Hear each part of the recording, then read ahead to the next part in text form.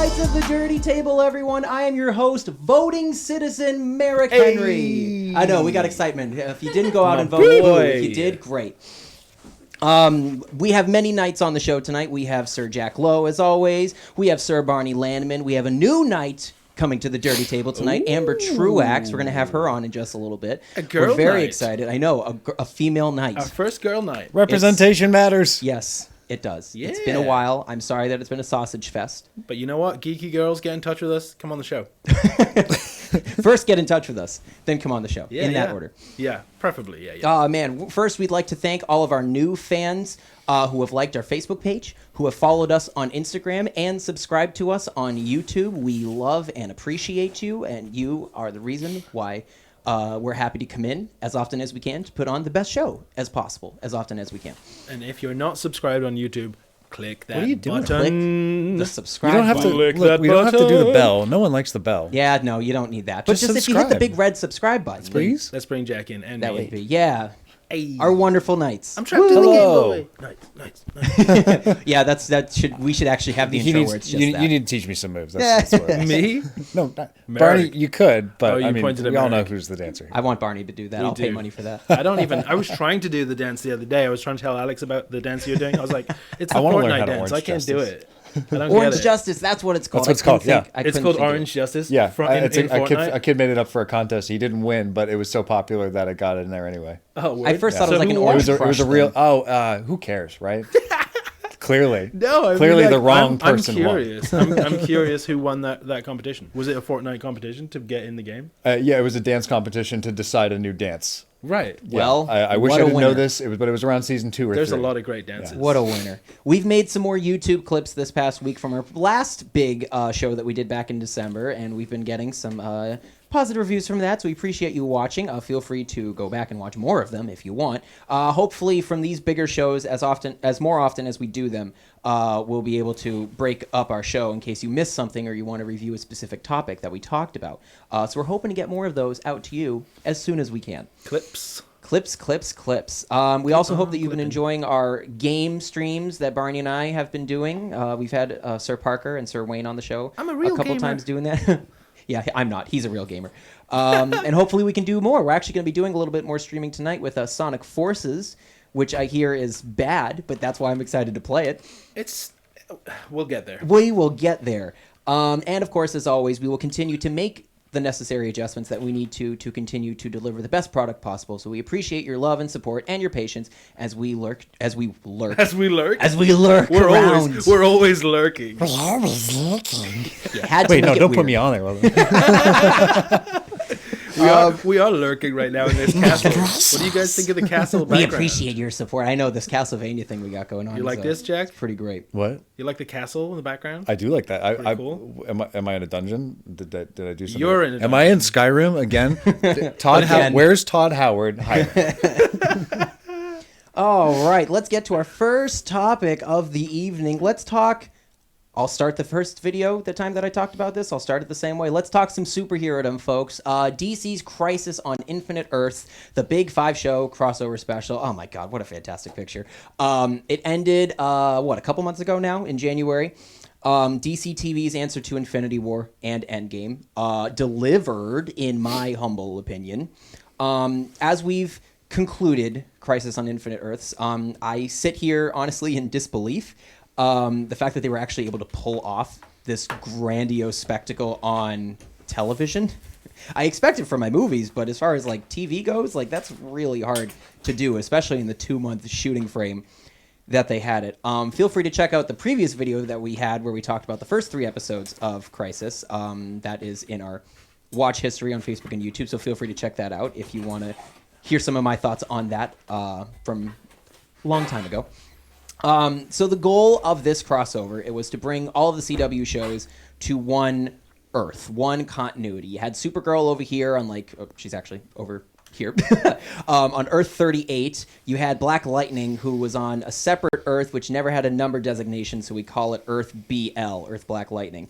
And then you had all the other shows, Batwoman, Flash, and Green Arrow, and Legends of Tomorrow also on Earth 1. So the goal of the crossover was to make it all one continuity. If it's all on one network, just keep the stories all together, which I think is a pretty good reason to have a crossover like this. Fun fact that I just learned about Black Lightning, the reason why it was a separate continuity from everything else was because Fox was originally going to pick it up the same way that they had Gotham on their network, another DC show. But Fox dropped it at the last minute, and the CW picked it up, and that's why it's its own separate continuity, which I thought was really interesting because I was always trying to figure out why it's a great series on its own, but why did it need to be separate continuity? That's why, just because of politics. So who knew? I never knew that. I hope that Cress Williams can do more crossovers as Black Lightning because I think his chemistry is great with the rest of the cast. At least I'd like a Flash crossover because I think he and Grant Gustin can play off each other really well. That being said, without major spoilers, Part 4 of the crossover culminates in a big battle with the Anti-Monitor, and Part 5 introduces Earth Prime, the brand new continuity from all of these shows. It introduces it to the audience for the first time. I thought it was a very interesting thing to do by using the 5th part of the crossover as a way to reestablish for the audience what the new status quo is moving forward. All of these heroes being able to interact with each other at any given moment that's most convenient for them. I was relieved that we got to Part 5 so quickly. I thought it was going to be on the next night. Part 4 was on like a Tuesday, and I thought I was going to have to wait one more night to find out the conclusion of the series. But then Part 4 was on, and they said, "Ooh, new episode coming up next." I'm like, "Oh my god, I'm getting more!" And I didn't think I would. So thank you, CW, for giving me what I didn't think I needed. In the crossover, it ends with all of the heroes getting a big, giant Justice League table with all their logos and their chairs on it, nice leather finishes, and it looks really great. I'm a big fan of all the colors. We need one of those. We need one of those. We need a bigger studio to have that, but yeah. We'll get some money too. It works out. It all works out. Send us some money if you got any lying around. Yeah, send us money for a brand new table, for our dirty table. Hopefully they'll reunite for the next big threat. And the multiverse has been reestablished, even though these heroes don't know there's a multiverse. They don't know that there's the other film continuities and the DC Universe streaming service continuities with Doom Patrol and Swamp Thing and Titans. They don't know that all of this exists. They all just think that there's one Earth right now. So I'm curious how they go about with that concept moving forward. Like, do they get more cameos in there? Do they reestablish the multiverse to these characters? I would love to see Kingdom Come Superman come back again, Brandon Routh, which is technically Superman Returns. Superman. I don't know. I'd like to see more just because I thought it was a great opportunity. They can be smaller cameos too. It doesn't have to be like as many as possible. Even if you just had one cameo character on for a whole episode, I would be happy with that. So the multiverse has been reestablished. Before I continue on, Stargirl just got her announcement date for her new show. Which is set on Earth 2, which they established in the crossover. I believe, what do I have that as? I have that as Monday, May 11th on the DC Universe streaming service, Stargirl. And then the following night on the CW, they will air the broadcast rerun of that streaming service. So they're trying to bridge the streaming service gap over to the CW. So that way I think people can ultimately just tune in. I think they're going to do the same thing with Doom Patrol, where it's going to be broadcast on HBO Max when it drops, as well as DC Universe, because I think we just don't know what's going to happen with the DC Universe streaming service for the time being. So this is a way of them to still get the shows out that they want. Good. Multiple options is good. Yeah. Especially since DC Universe is like a niche thing. So I'm excited for that. But Stargirl is officially a part of the multiverse within this multiverse of continuity, and she's going to be on the CW. Comes out in May. Feel free to check it out. There are differences, obviously, from the comics, which I'm sure many diehard fans are going to get angry over because they don't like change. Oh, well. I thought Mark Guggenheim was perfectly clear in regards to talking to the executives from Warner Brothers and DC that he was going to put the toy box back together, that no movie continuities in the future, in the past, or whatever, were all going to get destroyed. They were all going to get put back together, as opposed to the comic book where everything died except for the one new reality. I'm okay with still having a multiverse. It's fine with me. Like I said, I want more cameos out of it. It was a very big spectacle that went out of its way to make sure that all of the main stars of their respective shows, Supergirl, Batwoman, and everyone else, making sure that they have a chance to shine in the crossover, and I thought they excelled at that. What I love about the crossover especially is the implications that it's had on every single show. It's all trickled down. It especially plays the most in Flash because Barry is trying to still figure out all the differences between the former timeline and the now timeline of what changes have taken place. It's affected Supergirl a lot, too, because Lex Luthor is apparently no longer a bad guy. Semi-spoiler, but whatever. So it's yeah. yeah. So it's nice to see that this crossover had implications, because sometimes you have these big event things and it just doesn't matter. But I feel like for what they're trying to do, while respecting all the other respective showrunners for their shows, I think the crossover has impacted everything in some way. Even Batwoman, which I wasn't sure if they were going to, but I think they did in a respectable way that still honors the themes and the characters and everything going on with that show. Now, what the Arrowverse did, intentionally or not, with this concept was they invested in it very early on. They invested in it with the Flash. Even if they didn't know if they were going to get to Crisis, you could tell that from the first article that they had from the future, where Barry Allen was going to vanish in the Crisis, you could tell that they were trying to build up towards something. I don't think they knew it was going to be this until a couple years ago, when they were starting planning for the Elseworlds crossover and all that stuff after Crisis on Earth X. But I think it works. I think even just the idea of maybe we can play with this in the toolbox later on, I think is a great way to go about planning out your shows, or planning out even your universe of storytelling. It's very similar to what the MCU did, in my opinion. Even if they didn't know that they were building up towards Thanos, they were able to course correct and retcon certain things to get them to the quote-unquote end game of their overall arc with Thanos, even if they didn't know that was going to be the case in the beginning. And that's fine. Just having some kind of idea of what maybe you can build up towards, I think, is a really good way of going about your live-action storytelling, so that way you don't get screwed over midway through a season and have to abandon certain things because you kind of forgot what the point of your season or what the point of your show was. It led to a big payoff, and I wish that DC Films would kind of take this mantra too. I think they tried to with Justice League initially. They've since kind of gone back on that and created much more independent stories, even some that are on film, even some that aren't set in the same continuity, such as Joker. And we'll talk more a little about that too with Birds of Prey. But I think the DC equivalent to the MCU is not on the big screen. I think it's right on the television set in your living room, and I think it's great, and I applaud everyone that was involved in Crisis, because they just absolutely killed it. I'm still waiting on the green light from Green Arrow and the Canaries, the hopeful spinoff, to continue our Arrow stories, but we will see from there. And on that note, let's turn the conversation over and open it up. Ladies and gentlemen, Sir Jack Lowe, who just watched this crossover, just so... on the other side. Yeah. Just so he could... He's totally over here. Yeah. I'm definitely looking right at Merrick. Well, I need to flip you guys. No, it's fine. Yeah, it's fine. People can read Fitchburg Fitchburg State. It's not a big deal. Which is an obvious tell. Yeah, it's whatever. It's all right. It's showbiz. We don't have a budget. So We're not really in a castle right now? I'm confused. I mean, I have all these cool folks behind me. I've been in this Game Boy for a week. Months.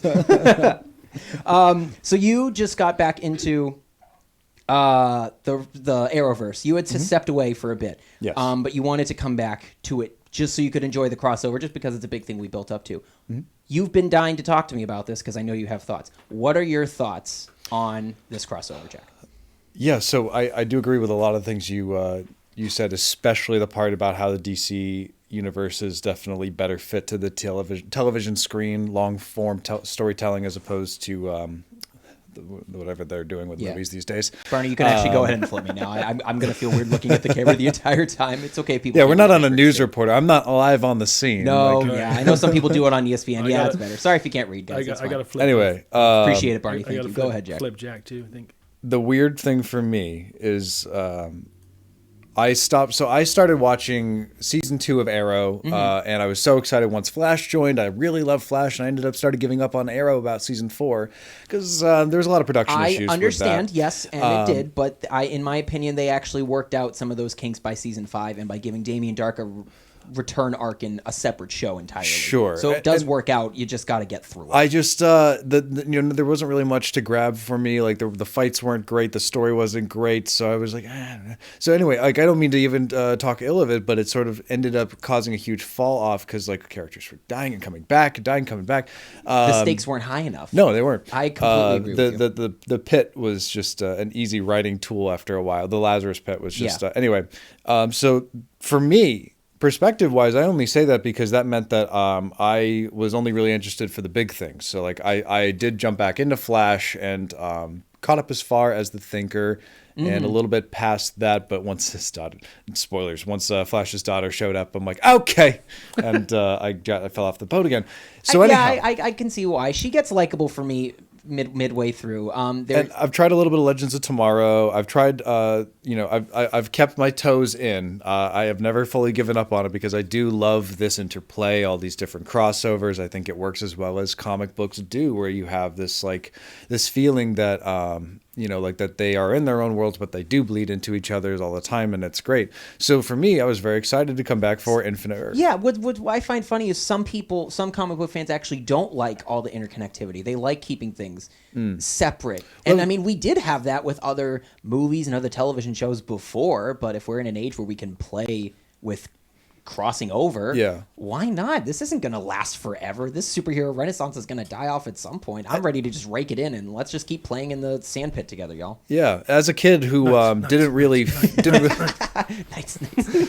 Was I breaking off into doing it? As a kid who didn't really know what I was getting into anytime I would have a chance to buy a comic book, I loved comic books deeply, but did not have a good way to get them on the regular as a child. So when I would pick one up, characters would bleed into one book or another, and I'd be like, okay, I don't know why the Fantastic Four are here, but I love it. And that would keep me going because it's just like, I don't know what's going on around the scenes, behind the scenes, but this is something fascinating. And that's what I feel looking at, even though the effects can be a little cheesy at times. It's television. I don't think that was true of Infinite Earth. I think they really, Crisis on Infinite Earth, I think they really budget? pulled out all the The stops. budget was there.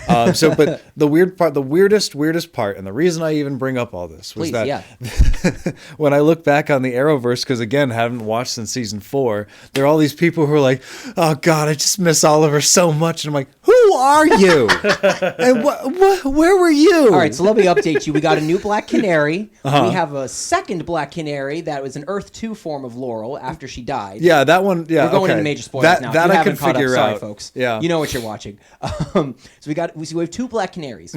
Oliver has a daughter.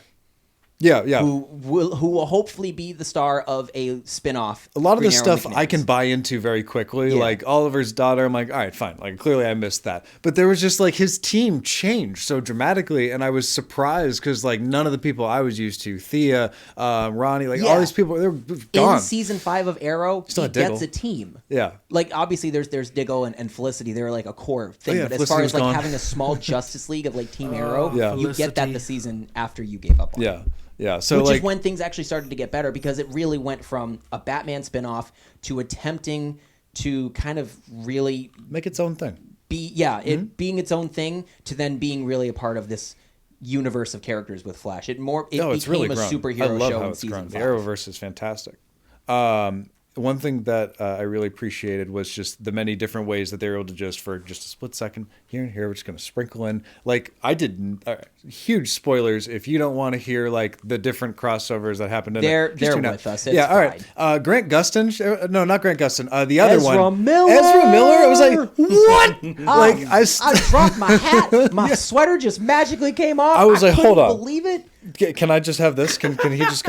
Our man. DC I was like, does that mean the Films Flash movie's still happening? What's going on? What's happening? What do you mean by this? Merrick, can you do me a favor, and the next time that happens, just grab your camera and record your reaction real quick to put on notes. I should have. Because we need that kind of, I should have. Reaction streams. I really thought we went through all of the cameos, but in part 4, they dropped it by getting a film actor to be a part of this thing. It was a very last-minute choice. Well, I remember how excited you were about that. Oh man, I had to text you the I'm footage. glad you and I had the same reaction. I was like, oh my god. But the other thing was, I'm mad that they did not bring up the fact that that Ray Park and frickin' Brandon Ruth's Superman were the exact same person. Like it was like 2 jokes. Kinda did. They did 2 jokes. I needed it to be a running So gag. you wanted an episode? No, I needed a running gag. I need like wanted every now and then. the season. Like he barely even seemed upset that there was another Superman, a Kryptonian, who looked exactly like him. I'd be a little weirded out in his. I think he was complimented. I think the character of Ray Palmer was complimented by the fact Palmer. that Oh, gosh, he. yeah. It's okay. I think he was complimented Ray by Park the is fact Darth that Maul. he had a Superman who looked like him. Yeah. No, I mean, like, I loved it. And honestly, when Lex Luthor came back became and like took over Brandon man, Routh's John Superman. Cryer. I was like, I hate you. Why? John Cryer, I think, is my favorite He did a Lex great job. Luthor. He's really good. I love that. Like, I think we've talked about it before, but I love the legacy casting. I think it's great to take such a awkward character from a previous Superman franchise and just cast him and make him almost the quintessential Lex Luthor. He's from the Smallville one, right? No, he's from Superman 4. He was Lex Luthor's nephew. Really? And that's why he got the legacy casting. So people are thinking John Cryer, the guy from 2.5 Men, is supposed to be one of the greatest DC villains of all time. Yes, and he's killing it. And I love it. Good for him. You can't tell that I'm excited or not. But yeah, he was a great... I like that they went out of their way to kind of include him into the crossover. And I like that he was willing to just help be in the ballpark too. Fun fact in regards to that Lex Luthor specifically. So there is a comic book tie-in. Barney, if you wouldn't mind just changing back to my original cam, that'd be great. That's Thank you very much. So this is even though you can't read it right now, it's fine. You can go to Walmart. There's the Crisis... Ciceric? Cicero. So should try Circus. Crisis on Infinite Earths. You know what? Here you go. It's an Thank you. Infinite. I appreciate it. I'm sorry. I'm such a picky It's an Infinity. host. No. There we go. There's a Crisis on Infinite Earths tie-in book. There are two that I found my copies at Walmart, and while they show sections of the original Crisis book from 1985, they actually have two sets of stories in them that tie into the TV crossover, written by Mark Guggenheim and Marv Wolfman. So they are, in fact, canon. They're not glossed over. Yeah, they're not going to mention them in the TV show, but they go out of their way to make sure that it still feels a part of it. Nothing's really going against each other. And there's a story with John Cryer meeting up with all the other Lex Luthors from every continuity. He actually meets up with Gene Hackman Lex in the comics, and they have a council of Lex Luthors from different variations and stuff. It's dope. I love it when they do stuff like that in the comics because they don't need the the actual appearance. They just draw them. It works because Gene Hackman wouldn't do that now, but that's okay. I can't remember which iteration because they're just DC. Has so many different iterations of their universes, which I love. So let's just talk. I'm just going to cut right to the chase. Kevin Conroy, Batman. Yeah. Oh my God! I can't believe we haven't even talked about him yet, even in the last video. So I was so excited to see him like on screen as Bruce. Did you smile anytime he spoke? Because I smiled anytime he spoke because I knew it was Batman. I was really hoping for like Mark Hamill to just be lurking in the Bat Cave. Like, you just hear him like, "Hello, Batman." Oh, what are you doing back there, Batsy? Wrong show. What do you call it? I know it would have been great, but that's okay. It's not like Mark Hamill wouldn't want to come back for something. It would have been nice to have just seen a Terry. I understand that they had to basically take, like Batgirl's or Batwoman's, her version and like basically transport those characters, which they did with multiple different alternate universes. I think in regards to the Terry reference, I think that's why they called it Earth 99 as a way to semi-homage that to being more futuristic. And I mean, it's not a concrete numbering, but I think that was their way of... I don't think I expected them to obviously bring a grumpy, broken Batman onto the team, but I was still bummed all the same. I did love that like exoskeleton they had. I can't remember what comic iteration that's based on. Kingdom Come. That's what it is. Thank Kingdom you so Come. much. Yeah. That was a nice nod, and I really liked the way it was portrayed on screen. I know some fans with Kevin Conroy's Batman especially, they wanted him to be a part of the team, and some were disappointed that it was in fact Batwoman who was going to become a paragon. She has a show. She has a show. There's no question she's going to be the one. But if they can have two Supermen, why not have two Bats? Right. I'm sorry that that's a good point. Batman is taking a backseat to Batwoman, but at the same time, we've had Batman on screen for years. Exactly. I'm okay with the change-up. Yeah. Same thing with Supergirl, and some people are super upset that Supergirl is overshadowing Superman. And it's like, I'm sorry, we've had these guys for 70-plus years. Yeah. I'm okay with the change-up, especially when Supergirl is making better live screen Superman stories than Superman properties ever have. How do you feel about Batwoman on that front as far as compared to the It's good question. It's still early. Yeah. Batwoman is still finding her identity the same way that Supergirl took was. Supergirl three every seasons, show, 4 seasons? Yeah. Supergirl was on a different network, and every episode cost $1 million because they shot each episode in a cave. So like their production budget was through the roof. It's a wonder that you know how much it costs to keep those generators running for all the lights. You can do that with green screen, right? They wanted to go for a live effect, but then You can't fake that kind once of they lighting. canceled it on CBS, that's why they shifted over to the CW, and that's what saved the show. So they were able to refine the budget. So that's a big reason why storytelling was a little off in Supergirl.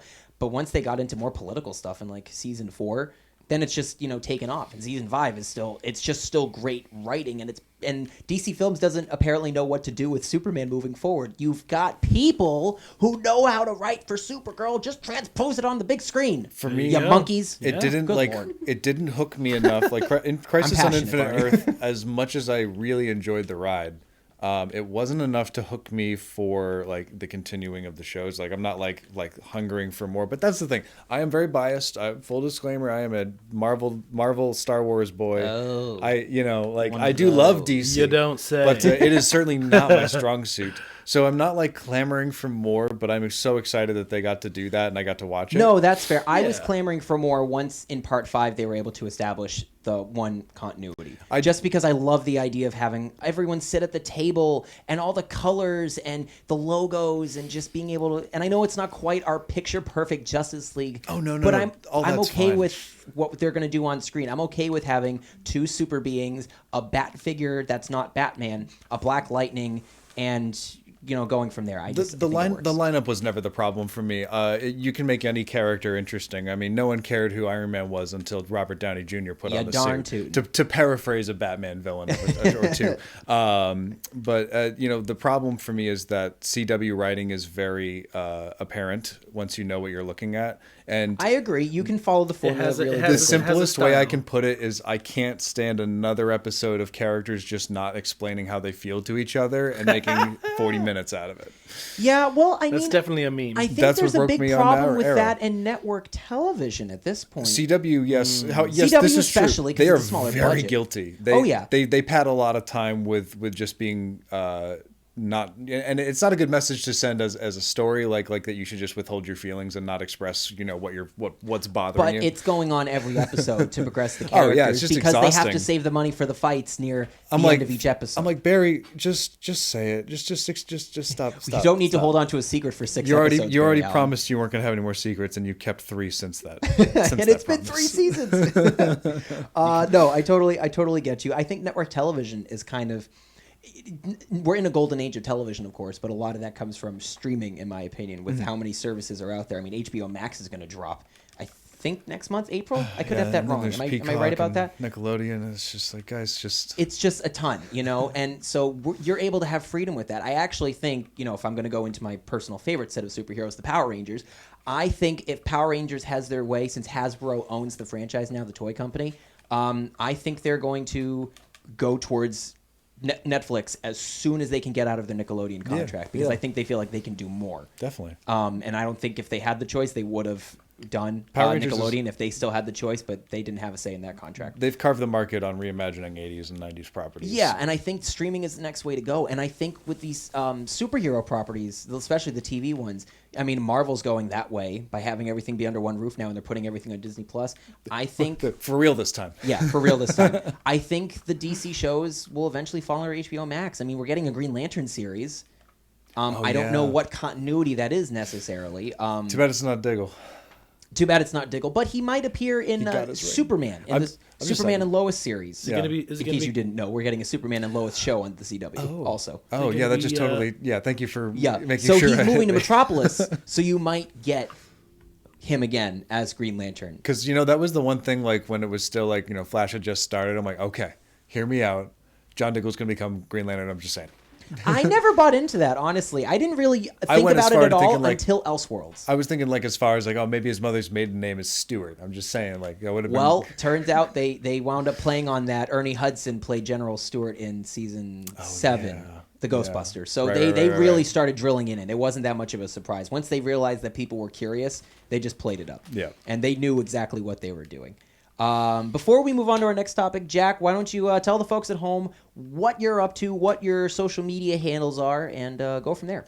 Yeah, so you can find me on Instagram. I do a lot of cosplay. I work with the 501st and the Rebel Legion. Yeah, he does. He looks great. Oh, stop. And I do Marvel and Star Wars cosplay. And that's on Rocinante Cosplay on Instagram. Sorry, I've been meaning to ask you where that name came from. So that's actually from the excellent television show The Expanse. It got saved by Amazon Prime. As much as I don't like Bezos, I'm happy he did that. It's a great show. It's one of the most realistic sci-fi television shows I've ever seen in my life that can blend that into the plot without having to sacrifice it. I remember you guys talking about that.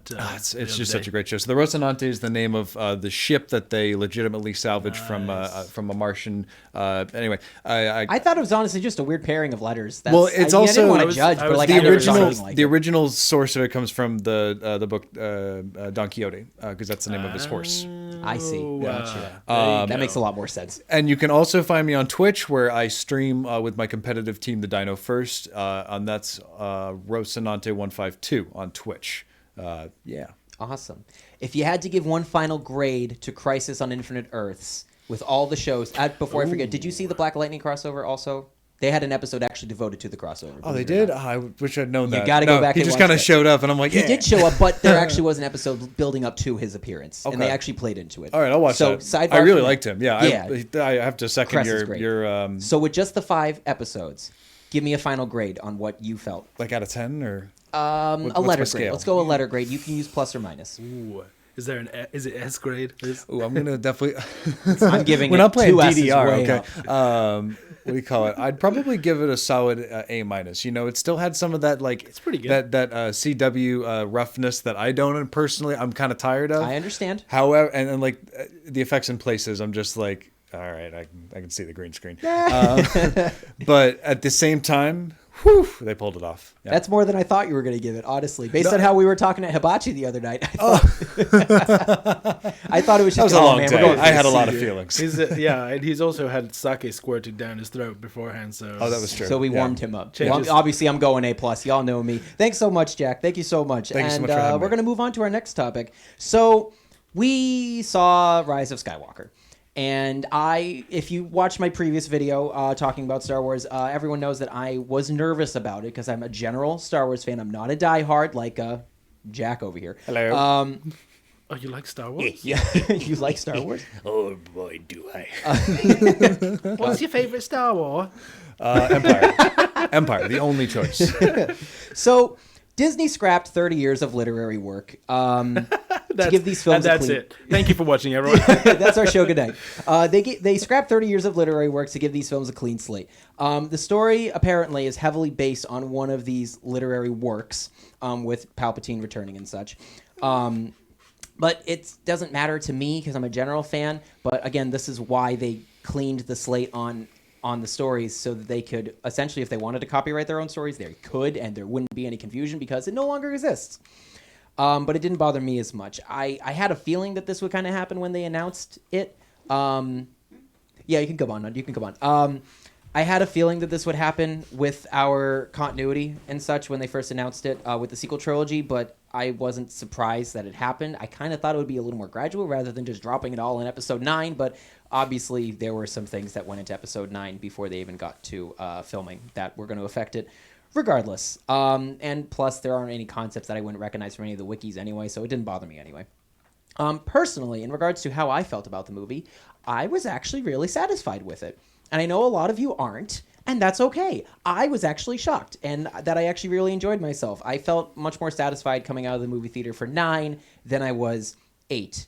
We're going to spoiler territory, you know the drill. I really liked that Palpatine was actually more central to the story, kind of makes him central to the overall Skywalker saga, making it feel like you have to enjoy all of these films to get to Episode 9, very similar to what Endgame did for the MCU to make everything relevant, the good and the bad. So I actually thought that was a clean way to have a central Skywalker villain, that in Palpatine. I personally would have liked maybe a little more build-up to Palpatine for Episode 9, rather than just having him be mentioned in the opening crawl and all of our characters magically knowing that Palpatine's back with no build-up. But again, 9 had some controversy already going into it because of 8, so I'm willing to accept that just because of politics. But I just liked how Palpatine kind of comes across as Thanos, where he's always there and always a threat. And I really liked that approach. I use Endgame to compare everything because it's the greatest film of all time, as you all know that I've talked about before, and that's fine. I have no shame in that. I do think it's a shame, in a very small way, that Lucasfilm felt the need to retcon a lot of Episode 8, like mostly Rose's importance as a character. Who? Poor Thanks, Rose. Barty. Yeah, poor Rose. I think she actually had great characterization in Episode 8, but I think she just suffered from a plot that ultimately went nowhere, mostly the casino. Cantabite. Cantabite, Yeah. thank you. The Cantabite scene. And that's not her fault. It would have been nice to see her grow more in Episode 9. They've given kind of meh reasons about fitting in Leia and her, and they just couldn't make it work, but they totally could have, in my opinion. You had enough money to do it. Cut Domhnall Gleeson. I love the man. Eh. Domhnall Gleeson does not need to be in there. No, that's fair. I can agree with that. Something that did pleasantly surprise me with the retcon was the fact that Rey's parents were actually important. They were no longer nobodies. I actually was kind of disappointed that they just meant nothing to Episode 8, and I understand creatively why Rian Johnson went that route, to be different, to show that anybody could rise up to be a Jedi. I get that, but when you have something called the Skywalker Saga, I kind of want everything to be important to make it all worthwhile. But I'm biased with comic book movies at this point, so that's probably my biased opinion being thrown into there.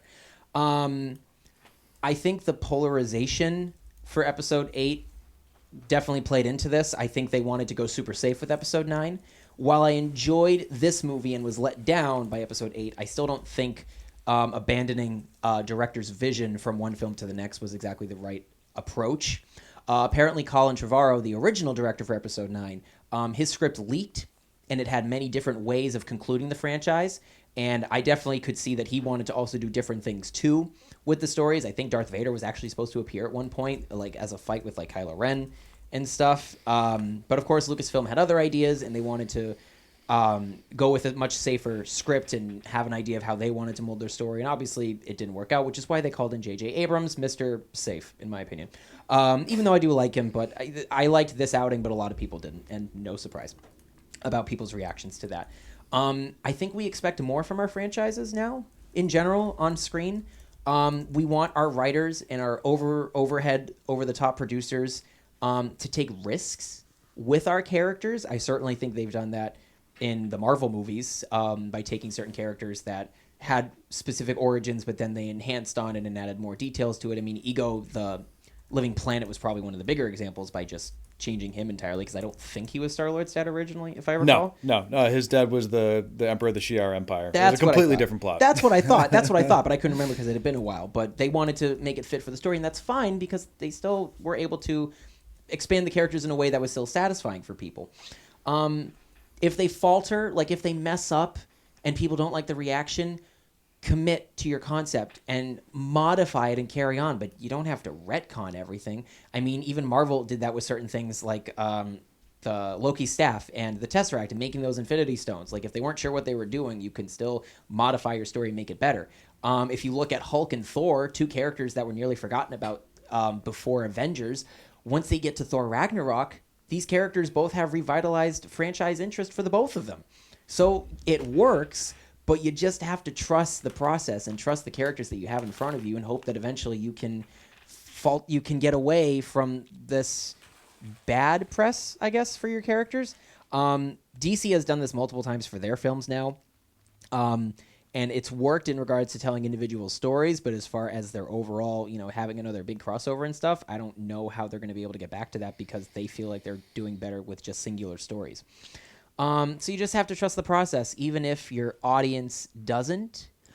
That's my thoughts on that. Now let's open up the panel and talk more about Rise of Skywalker. Ladies and gentlemen, our brand new knight, Amber Truax, joining the show. Woohoo! Thanks so much for being on, love. Thank you for having me. Of course. Now I'm going to start with you, since Please. since you're new. Yeah, Jack will go off at some point. yeah. Give us your thoughts on Rise of Skywalker. So, I wouldn't call myself a diehard fan. Quite, I mean, Same maybe, girl, okay, same. maybe a little bit. Definitely more than you. I do have 2 tattoos and have more planned. So, Oh yeah, you're way up there yeah. past me. I didn't hate it, but there are a lot of things that they definitely could have done a lot better. I personally didn't really like the whole Palpatine thing. I thought Okay. that was kind of dumb. Because, like, it kind of it's like, then it makes what Anakin did back then, like... Mean absolutely Exactly. nothing. I'll come back to that. Yeah. Yeah. Well, I mean, it feels like the sequel trilogy just knocks off the importance of Episode 6, and I said that in the last video Yeah, too. Like, it's- we were supposed to be done with the war. Like, oh, I feel like no? Okay. they could have... It sounds called Star Piece, guys. I like the new stuff, I do, but, like, because the way I look at it is I take it as its own thing. I try to separate it from, like, the original... I see. Okay. To try to look at it as its own little story, and I like it that way more. So I really liked the new one. The other ones were a little to me. If they weren't I like the characters, but like they rush it. It feels like a lot. If they weren't marketing the whole thing as the Skywalker saga, Yeah. then I think I'd go ahead with the notion of keeping Yeah. things separate too. But when Lucasfilm and Disney are pushing, it's all connected, and it's like, well, not really. Yeah. Episode 2 is such an outlier, folks. Right. Yeah, We but talk- I hear what you're saying. Talking about the clones? You talking about Attack of the Clones right now? Yeah. Yeah. Well, it's funny because I've. If I could just, No, go do ahead. you have more? Because like, please. I was just gonna say that I go off enjoyed on it rants. enough to cry during the movie. So What moments did you cry I don't at? even remember. Like some of them, like part of it was just because of because I've been rewatching the old ones because I love them, and I have them on Blu-ray, I have Yeah. them on VHS, Yeah, like yeah. I have Disney Plus, so I've just been rewatching them, and like some of the times that I cried was just because it was just so pretty. It just looks so nice, like the way that they've shot it and everything was like the camera angles, all of that is just. There is a lot of Beautiful. love, and I feel like for me personally, it was an improvement over Episode 7 from J.J. Abrams because Yeah. I felt like even though it may have been copied material that they took from in their own franchise, Yeah. it still didn't feel like a rehash of Episode 6, and that's all I really wanted from this movie. I didn't want this to feel like 6 the way that 7 felt like 4. That's just my initial feelings. Jack, why don't you jump on in and Yeah, you're ready. You're ripcorn ready. We've been waiting months for this one, folks. So first, I want to talk to the Anakin thing because Anakin, Sky Guy's near and dear to my heart, and like I care deeply about his arc, and I can see where that's coming from. But the thing is, Palpatine died at the end of 6. He straight up died. We saw it. We all saw him go poof. Right. But you have to think about the context of the Sith, and this is where I'm going to get really, really nerdy really quick. Oh, but that's why the we Dark hired Lord you of for tonight. the Dark Lord of the Sith is a title that means a lot. Over the course of thousands of years of Star Wars lore, be it old or new, a Dark Lord of the Sith is not to be messed with. Between Vader and Palpatine, we see a lot of what their power can mean. I think they And really showed that even more with the Sith pit. I don't know if there's an official name for it, but like You're talking about the chamber like an hexagon? Yeah. I really felt the power of the Sith in that. The Sith and Eternal, I yeah. really liked I that would a love lot. to know more about them. And this is the thing. So I don't think that it really negates Anakin's thing because, as he says, literally in the movie, bring balance to the Force as I once did. Listen, you can't go across a tight beam perfectly balanced the whole time. Even if you regain balance, you can still lose it as you're continuing across the path. You don't, just because you can get it back doesn't mean you can't lose it again. So with Palpatine specifically, his entire arc has been focused on cheating death. And as you mentioned, Yes. True. they pulled it from, and it's not a great comic, but it's actually a pretty fun read. It's a cool the concept Dark for sure. Empire. Yeah. It's a great concept. Read. Basically, Palpatine keeps trying to clone himself, and because souls aren't really supposed to go between bodies, and especially a Force user, it keeps failing on him. We see that with how he's just like literally rotting. And honestly, the cloning makes sense. I mean, listen, he's the Chancellor of he's the Supreme Chancellor, then Galactic Emperor, I mean, he who has oversaw access to the Kaminoan cloning facilities. He oversaw that. It made perfect sense. Dude's got I was like fine with it. once the heirs were dropped and he was emperor, I'm sure he just put them straight to work on that because like whether he shared it with Vader or not, cheating death was always his MO. Yeah, to always, basically be in charge. Yeah. There's a reason why who was his previous one? Was it Darth Revan? Was that his previous No, master? Darth Plagueis. Plagueis, because thank you. that's what he talks about in Revenge of the Sith. Right. Like, that wonderful meme. So I want to talk about the sequels versus the prequels Yeah, because please. I think that happens too much on Reddit anyway. Well, it's Star Wars fans. They're gonna I compare will everything. preface this by saying I love all Star Wars. I know it seems impossible in this day No, and I'm with age, ya. but I love all Star Wars, and I can find Absolutely. great things in it's all of a it. fun film franchise. Siri, not now. Siri has an opinion. Yeah, No, right, Siri. right. We got enough. We're not giving you AI tonight. the prequels and the sequels, I feel, are on the same level. Nothing still touches the original trilogy's Of course. golden luster. But when you look at what the prequels tried to do and what the sequels have tried to do, they fall in the same pitfall of a bunch of cool scenes interconnected by a bunch of meandering plot lines. You know, you see that with... I think the sequel trilogy did a better job of connecting the films more so than the prequel trilogy. I feel so too. The prequel trilogy, the Clone Wars, that's 3 years, but so much changes in those 3 years, and it doesn't really feel earned. Without the Clone Wars cartoon, I don't feel like I like And Anakin even as then, much that of a was person. never an initial concept when 2 and 3 were happening. It was like, let's add this in now, but it was never in George Lucas's mind of filming. Oh yeah, let's just add this in. Everyone No, talks it's about just- the end of Attack of the Clones like it's this amazing payoff to this wonderful mystery. But like, listen, Palpatine's story in that basically boils down to, All right, so I'm going to have this bounty hunter hire an assassin, and that assassin is going to use a droid, and that droid's going to have a poisonous worm, and then that's going to lead Kenobi over to Kamino, and then that will get the clones to get... So then I'll have Jar Jar. Yes, Jar Jar will be able... And then we'll get a Darth Maul Do you stunt see where double I'm just to going make with it look this? Like, I worthwhile. don't have to. And so I feel that Attack of the Clones is basically it's like a pile of broccoli on this plate, and you're like, eat your broccoli. And so when I finally finish, and it's this big plate, you guys, like it's more broccoli than you should have in one sitting, right? And then I finished it, and I'm like, okay. And so then you give me this giant pile of candy on my table, and it's like, why couldn't you have just spread out the candy for 2.5 hours instead of making me wait? And that's how I felt about that. But I had a friend who felt very similar about The Last Jedi.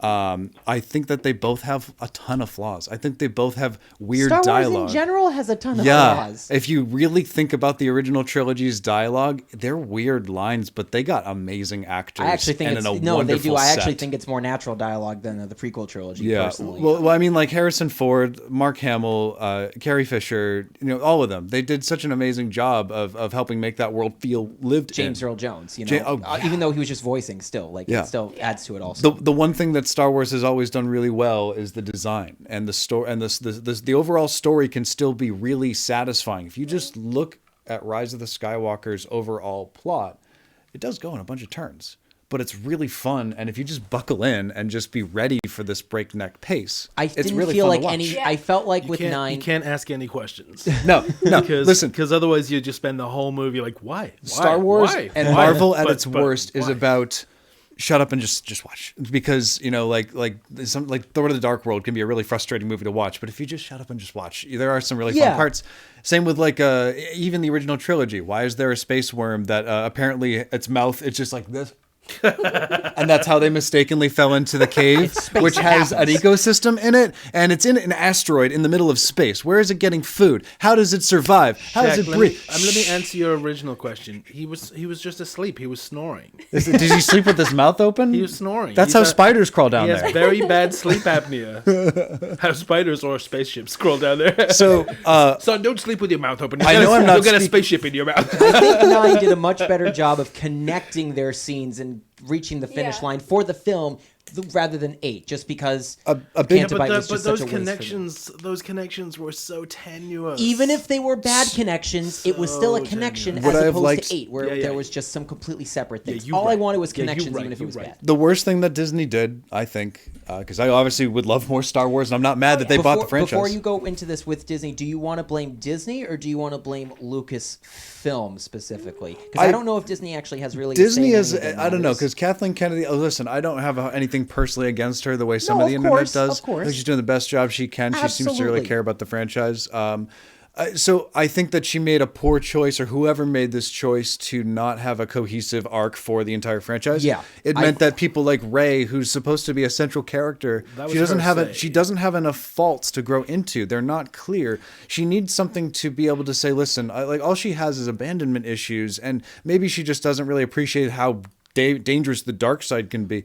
Other than that, she's not really. She's Right. perfect. Almost. Think of it this way. in She's regards not a to Mary the- Sue. Listen, I hear it in the comments already. She is not a Mary Sue. A Mary Sue is when an author self-inserts themselves into a story so that they can have an overpowerment of powers. That's where it gets misinterpreted because people focus on the overpowering part of it. Yeah. Poe Dameron is more of a Mary Sue than anyone else. Anakin Skywalker is. Anyway. Yeah. Sorry. So That in bothers regards- me so No, much. absolutely. In Why can't a regards- woman be capable, for Christ's sake? 2020 Preach. people. In regards to the timeline of when Lucasfilm is bought? Isn't that around like 2012? We were in college still, or like near the end. It I was was in around high school. 2013, 2014. Yeah, around there. So Yeah. still before, and again, I'm using Marvel as a comparison for everything, but it's just the greatest film franchise ever. they own both. So it just works. So own Marvel everything. hasn't come around yet in regards to really honestly just phase 3 in terms of cohesive storytelling between all of their films, even just by building up to Thanos.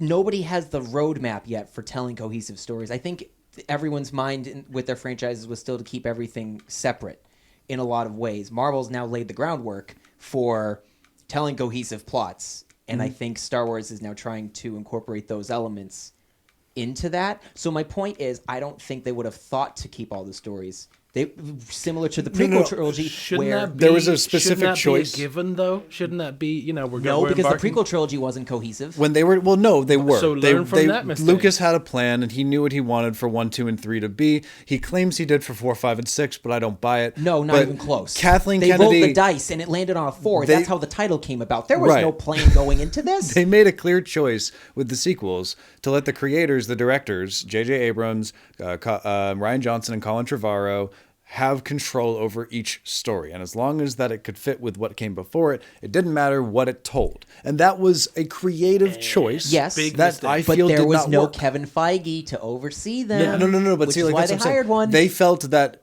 artistically that these creators should be able to work in a way that would make it work just as it went, the same way George did. Listen, he directed he directed New Hope. That's a different- Irvin different when you Kershner come up- directed Empire Strikes Back, and Ralph McQuarrie. No, not Ralph McQuarrie. He's the guy who created the concept art. Right. The third guy's name is escaping me from Return of the Jedi, but he was a But new it's not director George Lucas. who was more focused on special effects than anything else. He did as best he could. Anywho. They're all trying to catch lightning in a bottle again. It's a wonderful franchise. I appreciate them trying their best. I just think that if they had said, listen, if Rey's going to be a Palpatine, if Palpatine's going to come back, all that, as you said, it just needed to be a little bit more sprinkled in. Well, I think you had a creative... I mean, look what Ryan Johnson just directed with Knives Out. Clearly, he's an artistic actors kind of director. I don't understand why people thought he was... listen, people have been making fun of the Jedi Council for ages, and I think that he was writing the kinds of criticisms that we were all talking about the prequels anyway. When he wrote about how anyone could be special, I mean, that's reinforced in one of the newest comics where Luke's in his academy and the Rise of Kylo Ren. Great comic, if anyone's interested in reading it. Where he talks about how it's not about your metachlorian count. It's not about your connection to the Force. Everyone has a doorway to it. Some are just a little more open than others, but through training and perseverance, anyone's door can be opened. But I think for the general It's audience... about the foundational level you start. Yeah, I think for the general audience seeing these films, I think it was the first time that someone said, let's turn Star Wars on its head and kind of kick out any previous themes that have come from the last 40 years or so. Which I think and is I think fresh. Kathleen Kennedy and the team should have known who they were getting into bed with really early. When Edgar Wright wanted to do something similar with Ant-Man, he got the boot for it as a result, you know? Yeah. So they clearly had an idea of... I don't know what scenes Edgar Wright wasn't a fan of. I wouldn't be surprised if he wasn't the biggest fan of dropping in Falcon out of nowhere to make that Yeah, I be don't an mind that. I Avengers love that. plot. I did too, but I don't know if he enjoyed that. I think Yeah. he wanted to make it a separate plot. But what I'm saying is they didn't have a cohesive plan in place because I don't think they thought about needing one. But definitely what I think, as yeah, they don't times need- have they think they did. changed, They learned. we clearly need cohesion in our storytelling. Barney and I have talked about this before in regards to James Bond. I really think it'd be nice to have... Now, they've actually done it more so in the last few years with Daniel Craig's James Bond, but I love the idea of having a cohesive James Bond plot where it's not just individual stories with pretty girls. Clearly, they're changing it up by having... I'm so sorry. She was just in Captain Marvel. She was the best friend. Monica Rambeau, Yeah, not Monica Rambeau, but the actor who... the actress. Yeah. played her. She's going to be also a 007 in that movie. So, Oh, yes, you're right. Yeah, yeah, she's going so to be it's the not just going to 007. be Yeah. damsel in distress. It's like representation matters. I'm glad Yeah. to see these new roles. And Barney might disagree with me on that, and it's fine. I just like cohesion in my in my movie storytelling because Akira Akbar. we've gotten it. Akira Akbar? No? That doesn't sound right. What? It's a trap. Before we go with stuff, Amber, I actually have a quick question in regards to the movie. Yeah. What did you think of The Kiss? So Oh yeah, we do need to talk about that. We do, don't we? That's such a hot So topic. I loved it because like the little romantic in me and all that, but at the same time I'm like, You guys just spent 3 movies hating each other. So weird. Like a brother-sister thing. Like, so much. Oh, then it's perfect then, isn't it? Oh, yeah, exactly. Perfect. No, like, as much as I loved it and, like, everyone was rooting for them anyways and, like, shipping them on the side, I feel like it was just kind of unnecessary. Yeah. Like, it definitely felt shoehorned. Which is funny because like, in the original yeah, script, Kylo Ren was supposed to die because he was supposed to be evil forever. Which I think is really funny. Like, that they I mean, just jump it's ship on cute and them together and all that. It's adorable. But at the same time, like, why? that. I do think it was a bit much. I loved seeing them fight together. I Oh, loved yeah. It's That was awesome. another one of those things. I Even love though that. I I question the cried during this. physics, I question the physics about how he got his lightsaber necessarily, but again, it's Star Wars. I'm willing to let it go. They used the Force. Good answer, Doctor. For me, like, I think that it pushed a theme that's dangerous, and I always get upset when I see Is love a dangerous theme, Jack? no, It's not a good but thinking you can change someone who has abusive tendencies is not a good message. And that's all I'm saying. Damn, even Jack. even Adam Wow. Driver has said this, and Yeah. it's listen, you gotta. I'm sorry, you said Adam Driver has gone. on Adam to say Driver, this? I believe. Yeah. Like, quote me, comments. No, please. it's sure. I'm just double checking. But I think that it's dangerous to push a message of, like, listen, like, redemption is a huge part of Star Wars, and that's the Right. dangerous line. Oh, sorry, Barney. And How listeners. dare you. I think that, when you start making it romantic out of nowhere, it's one of those things that, again, had to be sprinkled throughout the plot a little better. At that point, And you it should have wasn't- just had J.J. Abrams do it all. I If wish you really it- wanted that, yeah. you I should have thought gone. you were make going him to say, like an at that overarching point, guy. you should have had J.J. Abrams make out with I Kylo wish Ren. that, after reading the We look forward to your fan fictions in the comments down below. the Rise of Kylo Ren comic, and like everyone's like, oh, you shouldn't have to read supplementary material in order to appreciate the whole movies. I'm the same Star way, I'm Wars sorry. has always had that. No, problem. it hasn't. Not before Yes, the it first films has. came out. Yes, it has. The comic books did not come out, and then the original trilogy How did came out. Lando get to Jabba's palace? How did where there was no explanation between Empire and that. There was no explanation to how the Hoth base got set up. Listen, you don't need it, but it helps, and it can make it more appreciable. There's a difference. And so the reason I say that is Fair enough. because My only criticism, just before you continue, my only Yeah, criticism sure. with books and stuff is just that I just wanted a little more something from Snoke on screen, and I actually felt satisfied with that in Episode 9. Even just a little bit establishing that he's a clone and Snoke is a fake. He's just implied from Palpatine. Even though it's yeah. obviously a rush decision to make it be that way, Yeah. No, it's something. It makes me agree. feel a lot better from Episode 8, because that was the biggest thing that upset me, was just, we have Snoke. Who is he? Yeah. Now I Right, know. like, here he is. I wish that if I had the chance to restructure what they gave us, like if they were like, all right, so then this is going to happen and this is going to happen, this is going to happen, like in 2012 or whatever, I would have rather started with Ben at the academy, watch him get turned in the first movie, and then like move the plot line so you also have Rey start to awaken in that same Kind of make the hero become the villain. have two separate plots in the same movie. I don't care. It'd be an interesting way to tell a story, and if you pull it off with intention, it could be really Yeah. cool. Make the second movie a lot of what Force Awakens and Last Jedi have happened, because Last Jedi story wise is pretty short. Movie wise, Cantabite it's one of doesn't the longest. matter. Yeah. But like over time, like chronologically, it's not taking long. So you could squeeze a lot of that with The Force Awakens, and then Rise of Skywalker could still be the same wonderful mess that it is, but perhaps we'd appreciate it a little more if we had a more backstory to, say, Ben, because I don't think I'd be as upset about Reylo if I had seen that Ben was more of a good person in his younger years. Yeah. When More you see than her just being like, yeah. he's good, I can feel it. I can just feel it. No, feel it in I don't my know what you're bones. feeling. Feel it. Because when he jumps on that chain and he goes, ow, I'm like, oh, where did this guy come from? Right. Oh man, I love him already. Like hats off to Adam Driver. awesome. Throughout this I think entire he got trilogy, better as he's films went on. I really did I not agree. like his portrayal in 7, but I really liked what I was Well, seeing from him and Rey in 8. people going don't onward. like Kylo Ren because he is an angry Star Wars fanboy. And I think that is such a cool idea to make a character out of. Adam Driver's one of the few people who can pull it off. Listen, you have a guy who wants so badly to be Darth Vader that he plays dress up. And Right. he goes into tantrums when he doesn't get what he wants. I think it plays more, and I think that's a realistic thing to have. I just think it plays more realistic in 8 and 9. I actually think Rian Johnson actually got what he needed out of his actors yeah. in order to... 7 is played a lot for laughs. Yeah, Yeah. but I think he did. I think Rian Johnson, what he did was really pull out the natural emotions from the actors. Like, he's definitely an actor's director. Jack Yeah. and I have worked with that for Yeah, years. it really helps spring out a good performance. Yeah. And it changes. Like, that's why Hayden Christensen gets so much flack and why the prequels feel so wooden all around. You have these amazing they actors. do. You have Samuel L. Jackson, Ewan McGregor, Samuel L. Liam motherfucking Neeson. Jackson. And they all deliver these lines with the most boring and just Ewan monotone McGregor dialogue. blows my mind. It's just, I still love him. I can't. I mean, I love him. Although I love him. Liam I Neeson love as Neeson. Qui-Gon. I Oh, love yeah. them. I love Feel, them. don't think. I Use your love instincts. like But Ewan they could McGregor is definitely- terrible as Obi-Wan, but I still, Master, I destroy still us! love him. But his delivery in episode 2, oh Oh, I mean, everyone had trouble with episode 2 because it was over green screened. I think Man, it's Star bad. Wars has had a messy history, and I think if you try to pretend that everything that came before the sequels was perfect and that they've just suddenly started screwing it up out of nowhere, Yeah. you're really You don't know what you're whitewashing the hell out of Star I Wars history. completely- Because I remember Yoda coming out of nowhere, going. "Ah!" Jumping around But you like know Jim what it is? Henson after a coke fueled rampage, just and it just feels so out of character. This guy has been like, But Jack, you know what it He's is? hiding. and suddenly that's stupid.